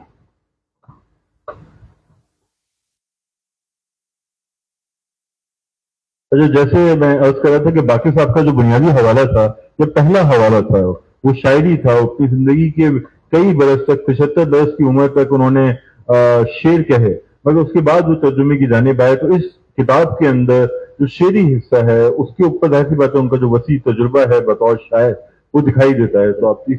تو میں کچھ مصرے آپ کو بس پیش کروں گا اور یہ گفتگو میں آ رہے ہیں سب مصرے، یہ کردار بات کر رہے ہیں یا وہ سوچ رہے ہیں جب تو تب یہ مصرے تخلیق ہو رہے ہیں ان کے ذہن میں. تو اب جیسے یہ دیکھیے گا، جب وہ میری صحت کے بارے میں معلومات کے لیے آئی تو بہت بری حالت میں تھی. میں نے اصرار کیا کہ وہ خط کا جواب دے. مجھے نظر آ رہا تھا خود اس کی حالت اچھی نہیں تھی. مجھے محسوس ہوا کہ کسی قسم کے جواب کی ضرورت ہے. اب جواب کیا جا رہا ہے؟ तुम सिर्फ एक रात के लिए रुको, तुम सिर्फ एक रात के लिए रुको, इसका मतलब कुछ और नहीं है। तुम सिर्फ एक रात के लिए रुको, इसका मतलब कुछ और नहीं है। ये गुलाबी फूलों की उदासी के धुंधले बागात हैं बस। क्या बात। ये गुलाबी फूलों की उदासी के धुंधले बागात हैं बस। और एक जगह वो और कह रहा है कि इसे पायाब कर दो, इसे पायाब कर दो, सारी कोशिशें इसे बंद कर रही हैं। तुम ऐसे मशहूर बहाव को ना बंद कर सकती हो ना पोशीदा रख सकती हो। कौन सा जज्बा मेरी दर्दमंदी का तलबगार है। ये लाइन है कि एक शाम जब वो लेटा आसमान को घूर रहा था, शहजादी ने अपने छोटे छोटे बच्चों के हाथों रुकता भेजा उसके लिए, जिस पर लिखा था, कौन सा जज्बा मेरी दर्दमंदी का तलबगार है, किसी के गम के लिए या किसी की चाहत के लिए। मुझे तुम्हारे सवाल का जवाब मालूम नहीं, मुझे तुम्हारे सवाल का जवाब मालूम नहीं। शबनम पत्तों पर ज्यादा देर बाकी नहीं रहती। वो मेरे ख्याल में अगर खुर्रम ये पढ़ते रहें तो शायद हम सुनते चले जाएं, मगर ऐसी बात है, प्रोग्राम का एक फॉर्मेट है, कुछ और सवाल हम इनसे करेंगे और फिर इख्तिताम में, चूंकि माशाल्लाह काफी बड़ी तादाद में आप दोस्त यहाँ मौजूद हैं, तो सवालात का सेशन भी शुरू होगा। तो खुर्रम मुझे ये बताइएगा कि इस किताब के तर्जुमे पे हम बात कर रहे हैं, एक तर्जुमा आपने भी किया था, बनाना योशीमोतो का नॉवल था किचन, जो एक कंटेम्प्रेरी नॉवल है, बहुत पॉपुलर है जापान में, तो वो तजुर्बा हमसे बांटिएगा, उस नॉवल के बारे में भी दोस्तों को बताएं। किचन नाम है उसका, और मैंने सोचा था कि उसका नाम रसोई या बावर्ची खाना क्यों नहीं है, तो उसकी वजह ये थी कि जब मैंने उसके बाकी के 2 दर्जन तराजुम देखे तो सब में किचन ही लिखा हुआ था, तो मैंने कहा चलें यही फॉर्मेट फॉलो कर लेते हैं। और किचन ने देखें मुझे कैसा खूबसूरत तोहफा दिया, मैंने किचन ऐसे ही तर्जुमा कर दिया। और आपको मैं यहां बताता चलूं कि हम बतौर जापानी नुमाइंदा अगर मैं कहूं, हम कोई ऐसा तर्जुमा नहीं करते उर्दू में जिसका कॉपीराइट की इजाजत ना हो हमें। भले पाकिस्तान में कोई पूछता नहीं है, और पाकिस्तान में तो खैर किताब उस तरह बिकती भी नहीं है कि कोई मुनाफा होगा, तर्जुमा करने वाले को उल्टा पैसे देने चाहिए यहां तो, लेकिन फिर भी हमने कोशिश की। लेकिन ये एक गलती के नतीजे में हुआ, मुझे पता नहीं था, मैंने नया मैं वाबस्ता हुआ था, मैंने किचन का तर्जुमा कर दिया और बाद में मुझे पता चला कि ये तो कॉपीराइट फ्री नहीं है। तो फिर हमने बहुत कोशिश की योशीमोतो बनाना से राब्ता करने की, मगर राब्ता हुआ नहीं। लेकिन फिर भी हमने, चूंकि जापानी जो यहाँ हैं सफारत खाने में, उन्हें तो पता है कि यहाँ कोई खिदमत है अगर कोई तर्जुमा कर रहा है, तो लिहाजा उन्होंने इजाजत दे दी कि ठीक है शाया तो कर दें, लेकिन वही बात है कि इसके तर्जुमे की कोशिश की जाए, और हमने लिखा भी। फिर इस तर्जुमे को पढ़कर योशीमोतो बनाना का एक इटालियन ट्रांसलेटर जो था उसने मुझसे राब्ता किया, और फिर उसने योशीमोतो बनाना तक वो तर्जुमा भी पहुंचाया और उनको बताया भी, और उनकी रजामंदी भी हम तक पहुंचाई कि कोई बात नहीं अगर बगैर इजाजत के आपने तर्जुमा कर लिया। और वो इतना हैरान था, उसके लिए उर्दू और पाकिस्तान बहुत नया था, तो वो कहने लगा कि मैं आपसे मिलने आना चाहता हूं। और वो इटालियन ट्रांसलेटर था और जापानी जबान का उस्ताद भी था, और बिल्कुल वही काम इटली में वो कर रहा था जो मैं पाकिस्तान में कर रहा हूं, इटली जबान में जापानी कल्चर के लिए। तो वो साहब फिर जो है वो हमसे मिलने आए, कराची में 2 दिन रहे और हमने उनकी मेहमान नवाजी की। तो योशीमोतो बनाना को मैं इस समझाने के लिए ऐसे बोलता हूं कि वो जापान की कामला शमसी या बिप्सिस सिद्धवा है। बिप्सिस सिद्धवा कहना ज्यादा बेहतर होगा कि हमारे यहां जो बिप्सिस सिद्धवा ने, नहीं वो बेहतर से मुराद इसलिए कि कामला यंगर हैं, बहुत मतलब थोड़ी सीनियर लेवल में बिप्सिस सिद्धवा हैं, तो उन्होंने जिस तरह एक नया ट्रेंड अंग्रेजी फिक्शन में दिया, तो जापान में यही काम योशीमोतो बनाना ने किया। वहां से जो जदीदियत शुरू हुई वो फिर आगे मोड़ा खामी पे खत्म होती है। अच्छा, ये बताइएगा कि आपने कहा कि वहां पे ये चलन है कि कोई तर्जुमा करे तो इजाजत ले पहले, تو ہمارے یہاں تو یہ چلن ہے کہ اجازت لیے بغیر ہی ترجمہ کیا جائے. تو اب مستقبل کے کیا منصوبے مختصراً بتائیے گا, کیونکہ اب ہم جاپان اور اس سے ہٹ کے کچھ اور چیزوں پہ بات کرنا چاہیں گے. مستقبل میں جو جاپانی ادب ہے اردو میں اس سے ڈھالا جا رہا ہے, کون سے پروجیکٹس آپ لوگوں کے سامنے ہیں, کیا چیز ہم مستقبل میں دیکھیں گے؟ جی, پاکستان جاپان لٹریچر فورم کے تحت ہم کام کر رہے ہیں اور 75 سال پورے ہونے پر ہم جو ہے ایک کتاب لا رہے ہیں جس میں بہت سارے ہمارے دوست احباب ایک ایک کہانی ترجمہ کر رہے ہیں, وہ آپ پڑھ سکیں گے. اس کے علاوہ جاپان کے ماڈرن ادب میں جو پلر ہیں 2-3 بڑے لوگ, ان کا کام ہم نے پائپ لائن میں ہے, وہ ترجمہ ہو رہا ہے. پاکستان میں اپنی مدد آپ کے تحت بہت سارے لوگ ترجمہ کر رہے ہیں, وہ ہم تک اپروچ بھی کرتے ہیں, ہم ان کی مدد بھی کرتے ہیں, اخلاقی مدد اور انہیں ان کے کام کو جاپان پہنچانے کی مدد, لیکن مالی مدد ہم نہیں کر سکتے. تو لیکن وہ کاپی رائٹ کا چونکہ خیال نہیں رکھتے تو ہم آفیشیل تو نہیں ان کو اون کر سکتے, لیکن ہم انہیں سراہتے ہیں اور ان کے ساتھ کھڑے ہوتے ہیں ان معنوں میں کہ انہوں نے یہ کام کیا. تو بہت سارے لوگوں کو میں سمجھتا ہوں نئے لوگ بھی ہیں جو اب کام کر رہے ہیں پاکستان میں, جنہوں نے موراکامی سمیت بہت سارے بڑے جاپانی ادیبوں کا ترجمہ کیا ہے. اور لیٹسٹ میں عاصم بٹ کی ایک کتاب آئی, بہت اچھا معیاری کام انہوں نے کیا. جاپان کے 8 بڑے ادیبوں کی 4 کہانیاں انہوں نے ترجمہ کی. پھر اس کے علاوہ جو ہے نذیر خاور صاحب نے بہت اچھا کام کیا جاپانی کہانیوں پر اور خاص طور پر موراکامی پر. اور اس کے ساتھ ساتھ اور کئی لوگ جو ہیں وہ اب پائپ لائن میں کام ہے اور کام کر رہے ہیں. ہمارے ہاں سلیم صاحب نے جاپانی کہانیوں کا ترجمہ کیا جو انشاءاللہ ہم جلد چھاپیں گے, اور میں خود کچھ تراجم کر رہا ہوں, اور یقیناً آپ میں سے کئی لوگ اب اس کا حصہ بنیں گے. اور آنے والے 10 سال میں میں سمجھتا ہوں, میرا اندازہ یہ ہے کہ سب سے زیادہ ترجمہ جاپانی ادب کا ہوگا. جو پودا ہم نے لگایا تھا وہ اب تناور درخت بننے کی طرف جا رہا ہے. بالکل ہم یہ توقع رکھتے ہیں. اچھا یہ بتائیے گا کہ آپ کو ہم ایک فلم کرٹک کے طور پہ دیکھتے ہیں, اور فلم کرٹک کے طور پہ آپ نے پہلے مضامین لکھے, بلاگس لکھے, مگر پھر ہم نے ٹیلی ویژن پہ آپ کو دیکھا, اور شاید پاکستان میں ایسا بہت کم ہوا کہ کوئی فلم کرٹک کسی پرائم ٹائم شو میں بیٹھا, اس سے فلم پہ لوگوں نے بات کی, چونکہ فلم ہمارے یہاں ایسا موضوع نہیں رہا جس کو اہمیت دی جائے. تو آپ نے اپنی اہمیت منوائی, تو اس کے لیے آپ کا شکریہ. اور وہ تجربہ کیسا رہا کہ پاکستان ٹیلی ویژن پہ مختلف چینلز پہ جب آپ بطور نقاد فلمی مبصر شرکت کرتے ہیں, تو آپ دیکھ رہے ہیں کہ اس کے لیے کچھ اسپیس پیدا ہو رہی ہے, سینما کو اب ہمارے یہاں سنجیدہ ٹاپک سمجھا جا رہا ہے؟ مجھ سے بہتر نقاد آپ ہیں فلم کے یہ تو بعض بات, اور آپ سے بھی بہتر نقاد ناظر محمود صاحب ہیں جو اس وقت بیٹھے ہوئے سامنے. ان کی موجودگی میں میں یہ جسارت کر رہا ہوں تھوڑا سا بتانے کی کہ ایک فائدہ ہوا بہت بڑا اور ایک نقصان ہوا.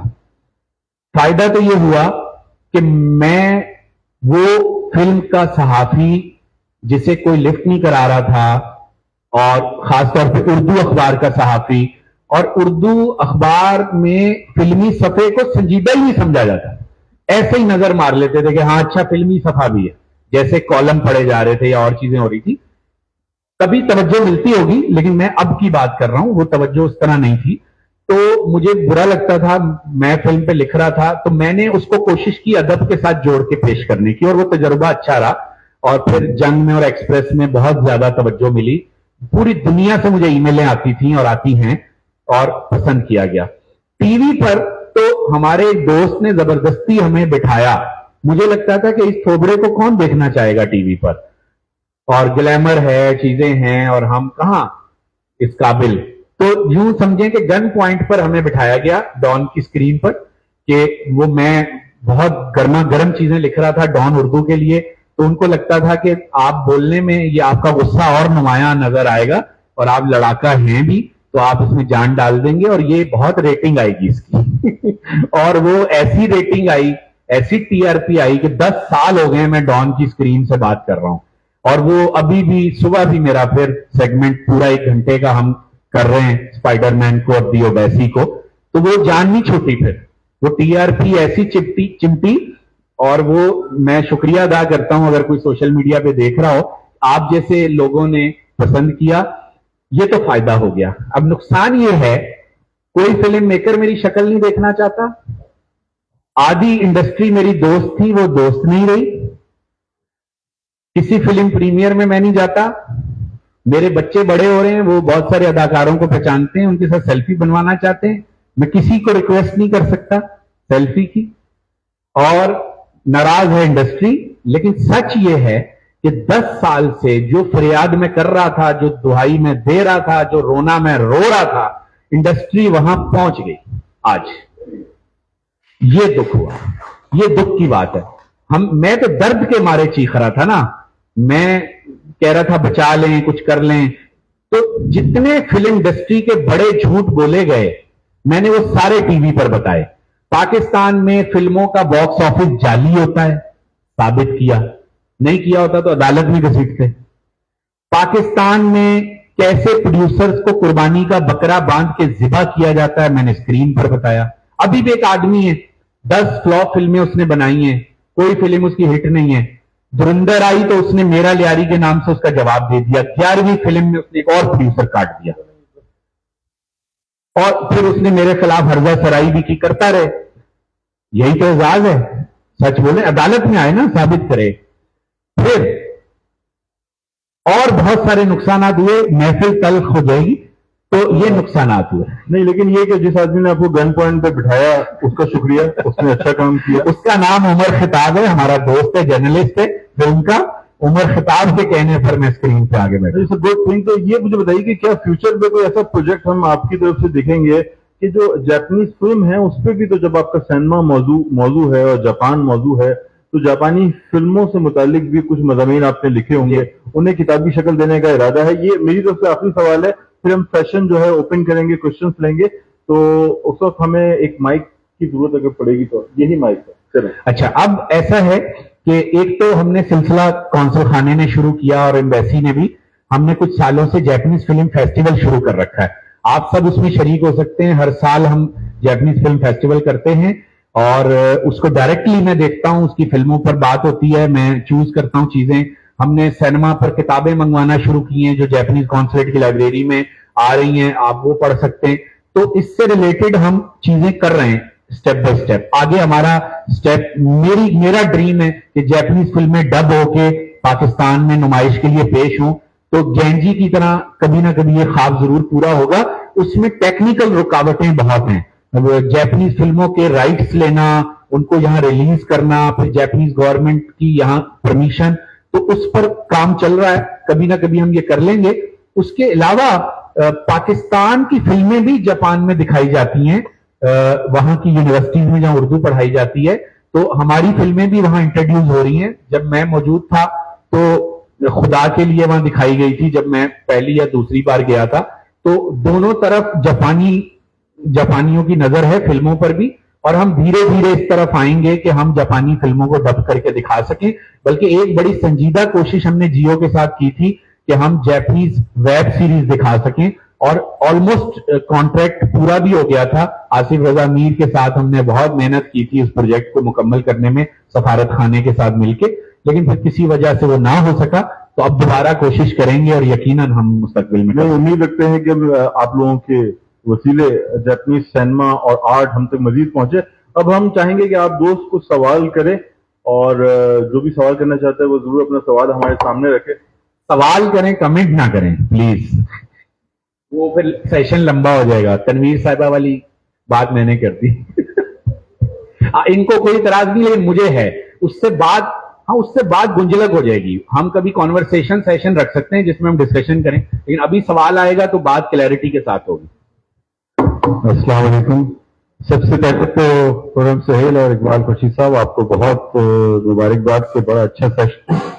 اور میں یہ ریکویسٹ کروں گا کہ ابھی کل ہی میں نے 6 تاریخ کو تھیٹر ایکٹنگ ورک شاپ کیا جہاں بچے آ گئے جنہوں نے مجھے بڑا حیران کیا. تو ہمارے جو ینگسٹرز ہیں ان میں بڑی ایک تڑپ ہے تھیٹر کے لیے. تو میں چاہوں گا کہ گینجی کی کہانی کو آپ تھیٹر میں کنورٹ کروائیں, اور اس سے جلدی یہ ریلیٹ ہو جائے گی. جیسے یہ بڑے بچوں کا سیشن ہے نا, کاش کے چھوٹے بچوں کا سیشن بھی ہو تو آپ کو بہت اچھا رسپانس ملے گا. بالکل ٹھیک, بہت شکریہ سر. جی. اس کا جواب میں دے دوں, گینجی کی کہانی تھیٹر میں ہونے جائے گی. اس کی وجہ یہ ہے کہ جو ابھی تھیٹر گروپ اس سال بھی آ رہا ہے سپٹمبر میں ورلڈ فیسٹیول میں, آرٹس کاؤنسل میں, تو انہوں نے جب یہ کتاب دیکھی تو انہوں نے کہا کہ آپ اس کو لازمی اردو میں. میں نے ان کو کہا کہ مجھے اتنا یاد ہے چونکہ میں نے 6 بار پڑھا ہے, تو مجھے یاد ہے انگلیوں پر یہ اسکرپٹ، تو اور میں اس کو تھیٹر کی شکل میں بھی بدل سکتا ہوں. تو انہوں نے کہا اس کو بدل دیں، ہم اس کو انگریزی میں تھیٹر کر دیں گے اور اردو میں آپ یہاں لوکلی کر لیجئے گا. تو اس کو، اور وہ ہر بار پوچھتے ہیں مجھ سے ہر 3-6 مہینے بعد کہ آپ نے کام شروع کیا کہ نہیں. تو یہ بھی ایک فریضہ میرے ذمے ہے، میں اس کو ضرور انجام دوں گا تھوڑے عرصے میں.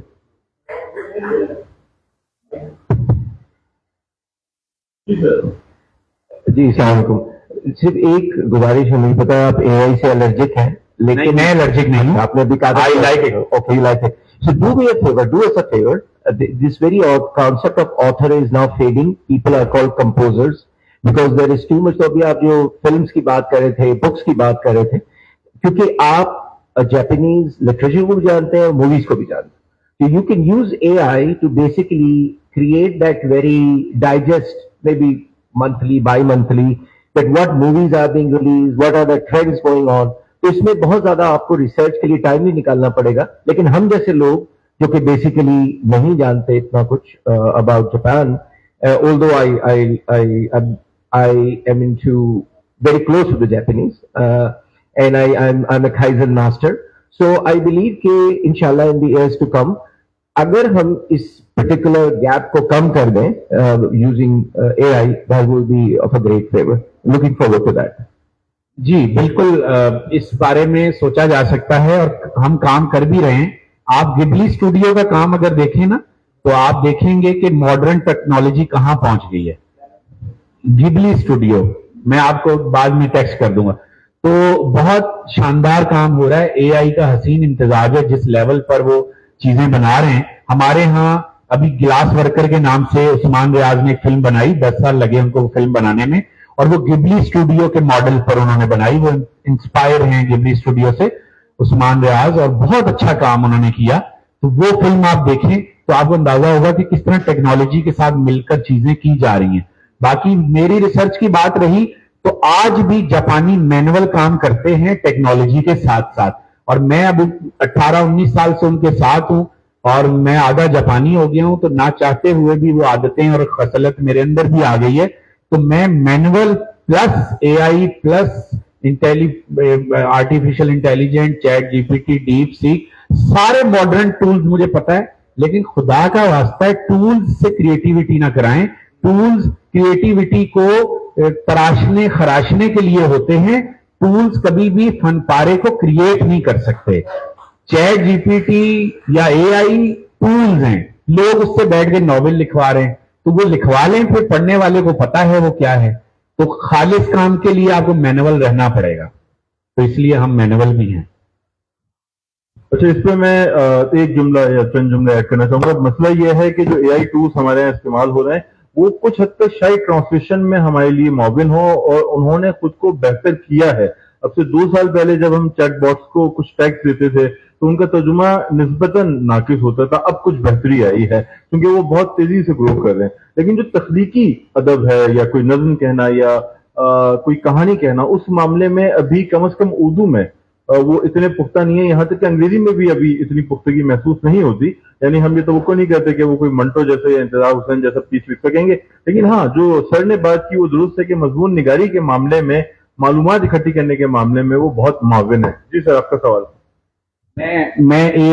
مجھے بتائیے یہ اے آئی کیسے ترجمہ کرے گی گینجی کے پیس کو؟ یہ 2 مصرے میں آپ کو سنا رہا ہوں جو باقر صاحب نے کیے.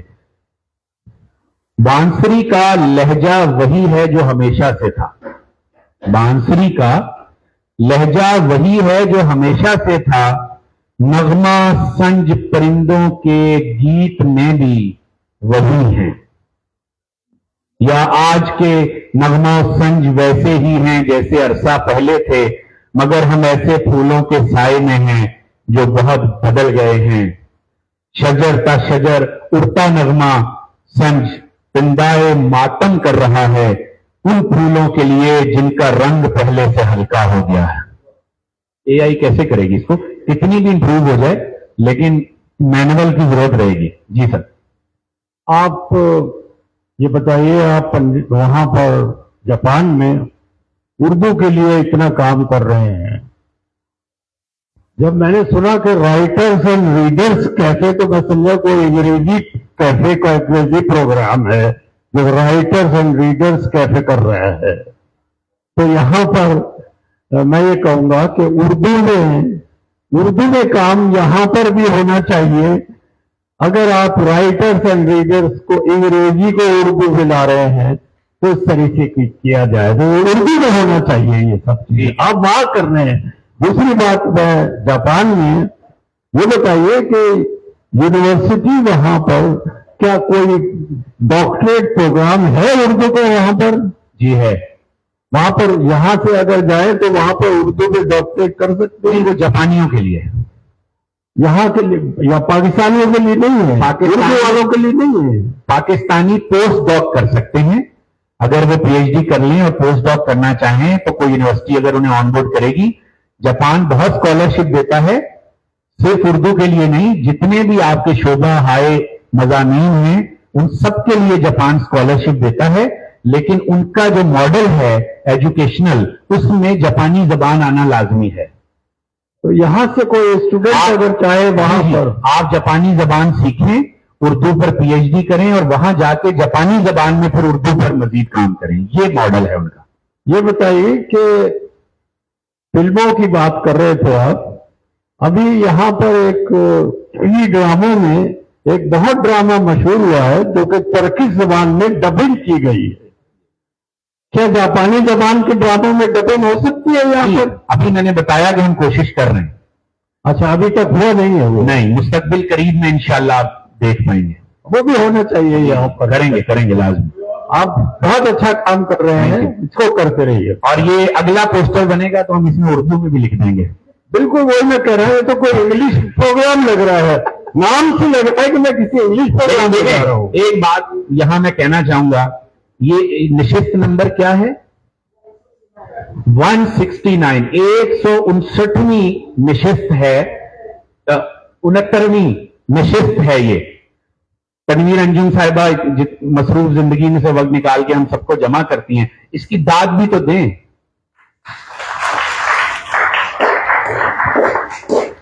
कोई और दोस्त सवाल करना चाहेगा? डॉक्टर साहब। अच्छा, ये क्वेश्चन, मेरा नाम जमशेद है, ये क्वेश्चन मेरी बेटी का क्वेश्चन है। ये एनिमे बहुत शौक से देखती हैं। तो इनका ये क्वेश्चन था कि एनिमे जो है वो फिक्शन, नॉन फिक्शन, ये हर तरह का है, तो क्या इसको भी जापानीज लिटरेचर का पार्ट कहा जाएगा? ये क्या है एनिमे? जी बिल्कुल, जापानीज। अच्छा, इन्होंने खुद क्यों नहीं पूछा ये सवाल? आप पूछिए। Are Japanese animes called literature? Yes, anime इस वक्त जापान में सबसे ज्यादा जो फॉर्म ऑफ क्रिएटिविटी मकबूल है वो एनिमे है, और हर सतह पर है। यानी मैंने गिबली स्टूडियो का बताया ना, वो तो हायर लेवल है जो आप वहां उनकी फिल्में देखती हैं। लेकिन जब एक जापानी लड़का डबल रोटी लेने जाता है 7-Eleven पर नाश्ता लेने, तो वो चलते हुए अपनी वो जो बकेट होती है उसमें डबल रोटी और अंडे और बेकरी का आइटम डालता है, तो एक सस्ती सी छपी हुई एनिमे भी उठा के डाल देता है। उनके नाश्ते में शामिल है एनिमे, तो वो और अदब का हिस्सा भी है, क्योंकि कहानी है ना, पूरा स्टोरी बोर्ड है और वो स्टोरी बोर्ड पेंट किया जाता है, उसको स्केच किया जाता है, फिर उसको लिखा जाता है पूरा प्रॉपर। उसके राइटर्स भी अलग हैं, उसके फिल्म मेकर्स भी अलग हैं, पूरी एक इंडस्ट्री है।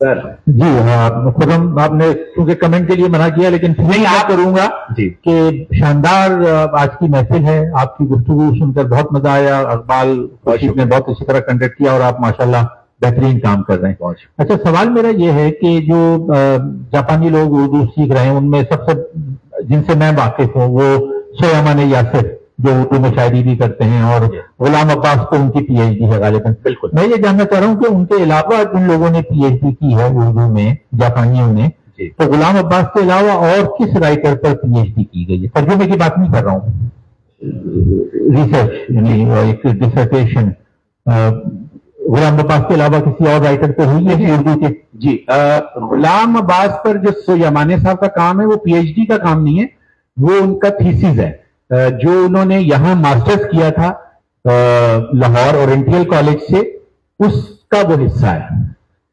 اور وہ انہوں نے مشفق خواجہ کے گھر میں رہ کے وہ سارا ریسرچ ورک کیا. ڈسپلن وہی ہے پی ایچ ڈی والا, انہوں نے اسی طرح اس کو بنایا پورا, لیکن وہ ان کا پی ایچ ڈی کا تھیسس نہیں ہے. ٹھیک ہے, پہلی بات. دوسری بات یہ کہ ڈائریکٹ پی ایچ ڈی تو کسی نے نہیں کی. لاسٹ آدمی کنٹمپریری سین میں جو ہمیں نظر آتا ہے وہ پروفیسر جو ہیں, اس پر ان کا یہ پیغام بھی ہے, مامیا کین ساکو صاحب ہیں, جو Tokyo university of foreign studies کے شعبہ اردو کے اس وقت صدر ہیں, صدر نشین ہیں, اور وہ Tokyo university of foreign studies سے, اور وہ سندھ یونیورسٹی جام شورو سے اردو زبان, سندھی زبان اور اس کے لسانی روابط پر ان کا کام ہے, اور ایم فل کر کے گئے ہیں وہ, اور اب وہ ارادہ رکھتے ہیں پی ایچ ڈی کرنے کا. تو کنٹمپریریز میں یہ آدمی ہے جو اکیڈمک سائڈ سے یہ کام کر رہا ہے, اور اسی لیے وہ سندھی بھی بولتے ہیں اور اردو بھی بولتے ہیں اور لکھتے ہیں, اور ان کا سارا کام ہے اس پر. اور اس کے علاوہ ان کی سو زمانے کی ایک شاگرد ہیں جو انڈیا سے انہوں نے اردو میں نسوانی کرداروں پر پی ایچ ڈی کی ہے, وہ ایک پی ایچ ڈی موجود ہیں. تو اس طرح سے کچھ لوگ ہیں. اذان ہے, وقفہ اذان ہو جائے ذرا.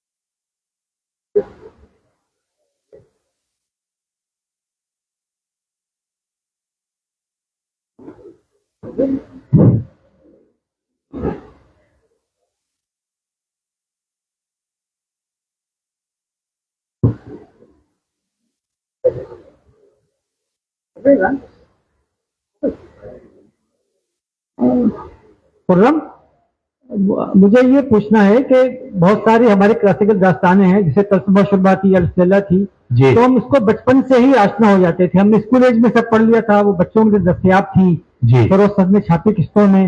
تو یہ بھی ایک ظاہر جاپان کی جو اس کی بہت اہمیت ہے, نصاب میں پڑھتے ہوں گے. اگر پاکستان میں بھی اس کو تلخیص اگر بچوں کی شکل میں کی جائے اس کو, تو زیادہ بہتر نہیں ہوگا, زیادہ مقبول ہوگی, لوگ جان سکیں گے. جی, ہمارے پی جے ایل ایف کے فورم پر یہ آئیڈیا ڈسکس ہوا تھا کہ اس کا ایک ابرج ورژن بنایا جائے آسان زبان میں, اور بہت ہی عام فہم اور بہت ہی سستا سا, جیسے اینمے وہاں بکتی ہے بہت ہی سستی سی, کہ کوئی 200-300 روپے میں مل جائے, اور صفحے بھی کم ہو, 100 صفحے کی ہو.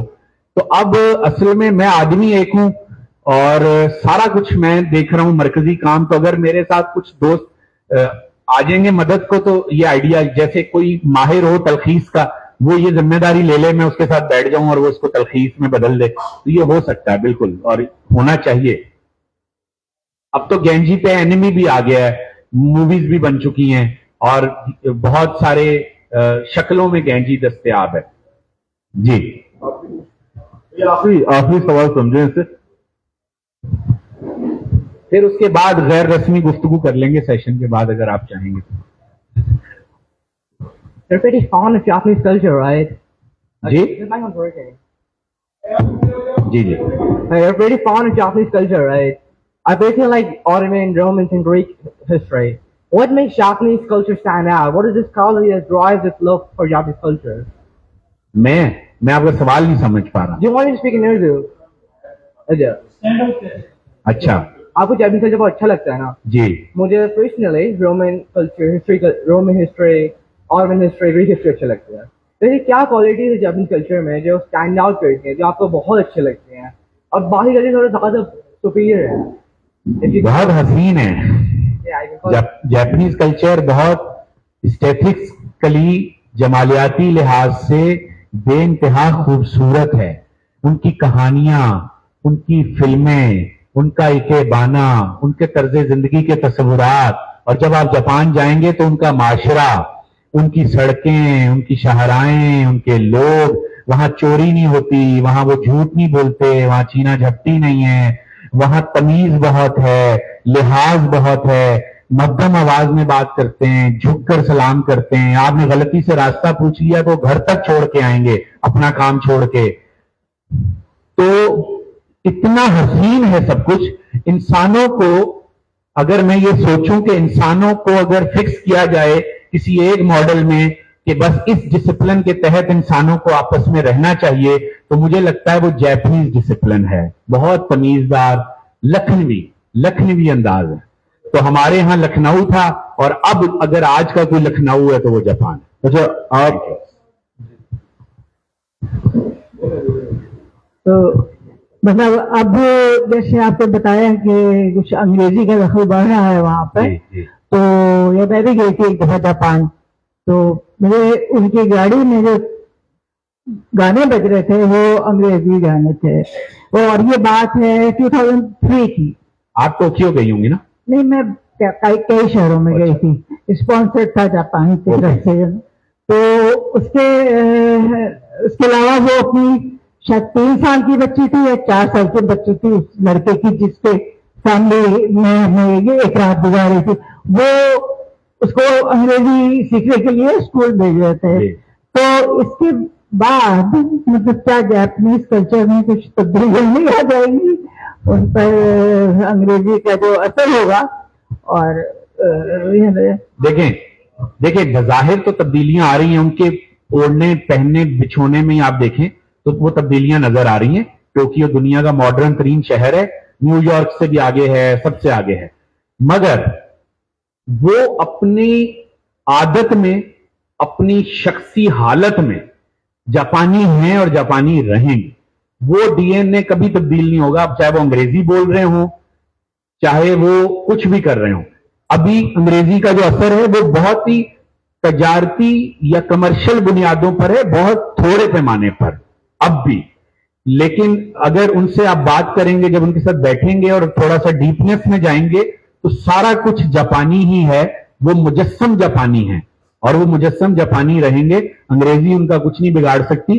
سیکنڈ ورلڈ وار میں انہوں نے 2 ہی چیزیں مانگی تھیں جس کی شرط کے نتیجے میں انہوں نے ہتھیار ڈالے تھے.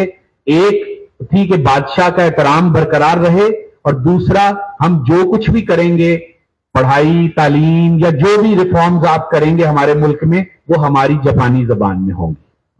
اچھا, یہ بس ہم اس کو ایک اچھے لائٹر موڈ پہ ختم کرتے ہیں. تو خرم, آپ نے جاپان کا سفر بھی کیا اور آپ رائٹر بھی ہیں اور نوجوان بھی ہیں, تو اکثر جب سفر نامہ لکھا جاتا ہے تو آپ جاپان کی خوبصورتی کا ذکر کر رہے ہیں, تو یہ آتا ہے کہ آپ سفر میں تھے اور آپ کسی خوبصورت خاتون سے ملاقات ہوئی. تو آپ کی طرف سے کوئی ایسا سفر نامہ اس کی توقع ہے؟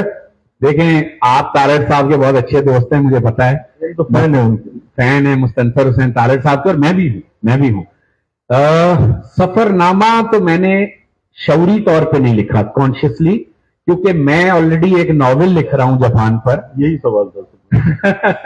تو اگر سفر نامہ لکھ دیتا تو پھر ناول نہیں وجود میں آ پاتا. تو وہ ناول قریب آ جائے گا. آپ دیکھیں میں نے کتنا کام جمع کر رکھا ہے. میں جاپانی بھی نہیں ہوں, میری عمر 100 سال بھی نہیں ہوگی, تو مجھے بہت کام کرنا ہے, بہت جلدی کرنا ہے, تو ہو جائے گا. باقی رہ گئی خوبصورت جاپانی خواتین کی بات, تو میں بہت کھلے دل سے اظہار کرتا ہوں. کوئی خوبصورت ہو تو میں کہہ دیتا ہوں کہ آپ خوبصورت ہیں. تو ایک بار میں نے جاپانی پروفیسر اور سویامانے تھے, تو سویامانے کے ساتھ جا رہا تھا. میں نے کہا کتنی حسین خاتون تھی یہ. تو انہوں نے کہا اب جب اگلی بار, وہ گزر گئی, سائیکل چلاتی ہوئی گزری, تو انہوں نے کہا اب اگلی بار جب کوئی حسین خاتون آپ کو نظر آئے تو مجھے آپ نے ذرا فوراً بتانا ہے. تو میں یہ دیکھنا چاہتا ہوں کہ پاکستانیوں کو کس ٹائپ کی جاپنیز خواتین خوبصورت لگتی ہیں, تاکہ ہماری یہ ذرا مشاہدے میں آ جائے. تو وہ میں بہت بتاتا رہتا تھا ان کو, اور بہت ساری خواتین ٹکرائیں. ان کے ساتھ ملاقاتیں بھی ہوئی, پھر ہم نے مل کے کام بھی کیا, اور کئی ایک مطلب 2-4 ایسی بھی ہماری اب تو دوستیں ہیں ظاہر بات ہے, وہ ہماری دعوت پر آئیں پاکستان. ایک تو سنجیدہ ہو گئی کہ میں کراچی میں رہ لیتی ہوں اگر آپ کہیں تو میں نے کہا ہماری اپنی لڑکیاں نہیں سنبھالی جا رہی ہیں, تمہیں کون سنبھالے گا. کراچی رہنے کے لیے بہرحال محفوظ شہر نہیں ہے. تو آزاد رائٹرس اینڈ ریڈرز کیفے 169 نشست, اور میرے خیال میں پاکستان کہہ لیں یا پاک و ہند کہہ لیں, اردو کہہ لیں, شاید اتنی اہم تسلسل سے ہونے والی بیٹھک اور کوئی نہیں ہے جس کا اتنا اثر ہو, اور اس کا جو مطلب کریڈٹ ہے ڈاکٹر تنویر انجم صاحبہ کو جاتا ہے. تو میں چاہوں گا ہم سب بہت بہت مبارک آپ کا شکریہ ادا کریں, یہ آپ ہی کی وجہ سے ممکن ہوا. خرم آپ کا شکریہ, اور آپ تمام دوستوں کا شکریہ. Thank you.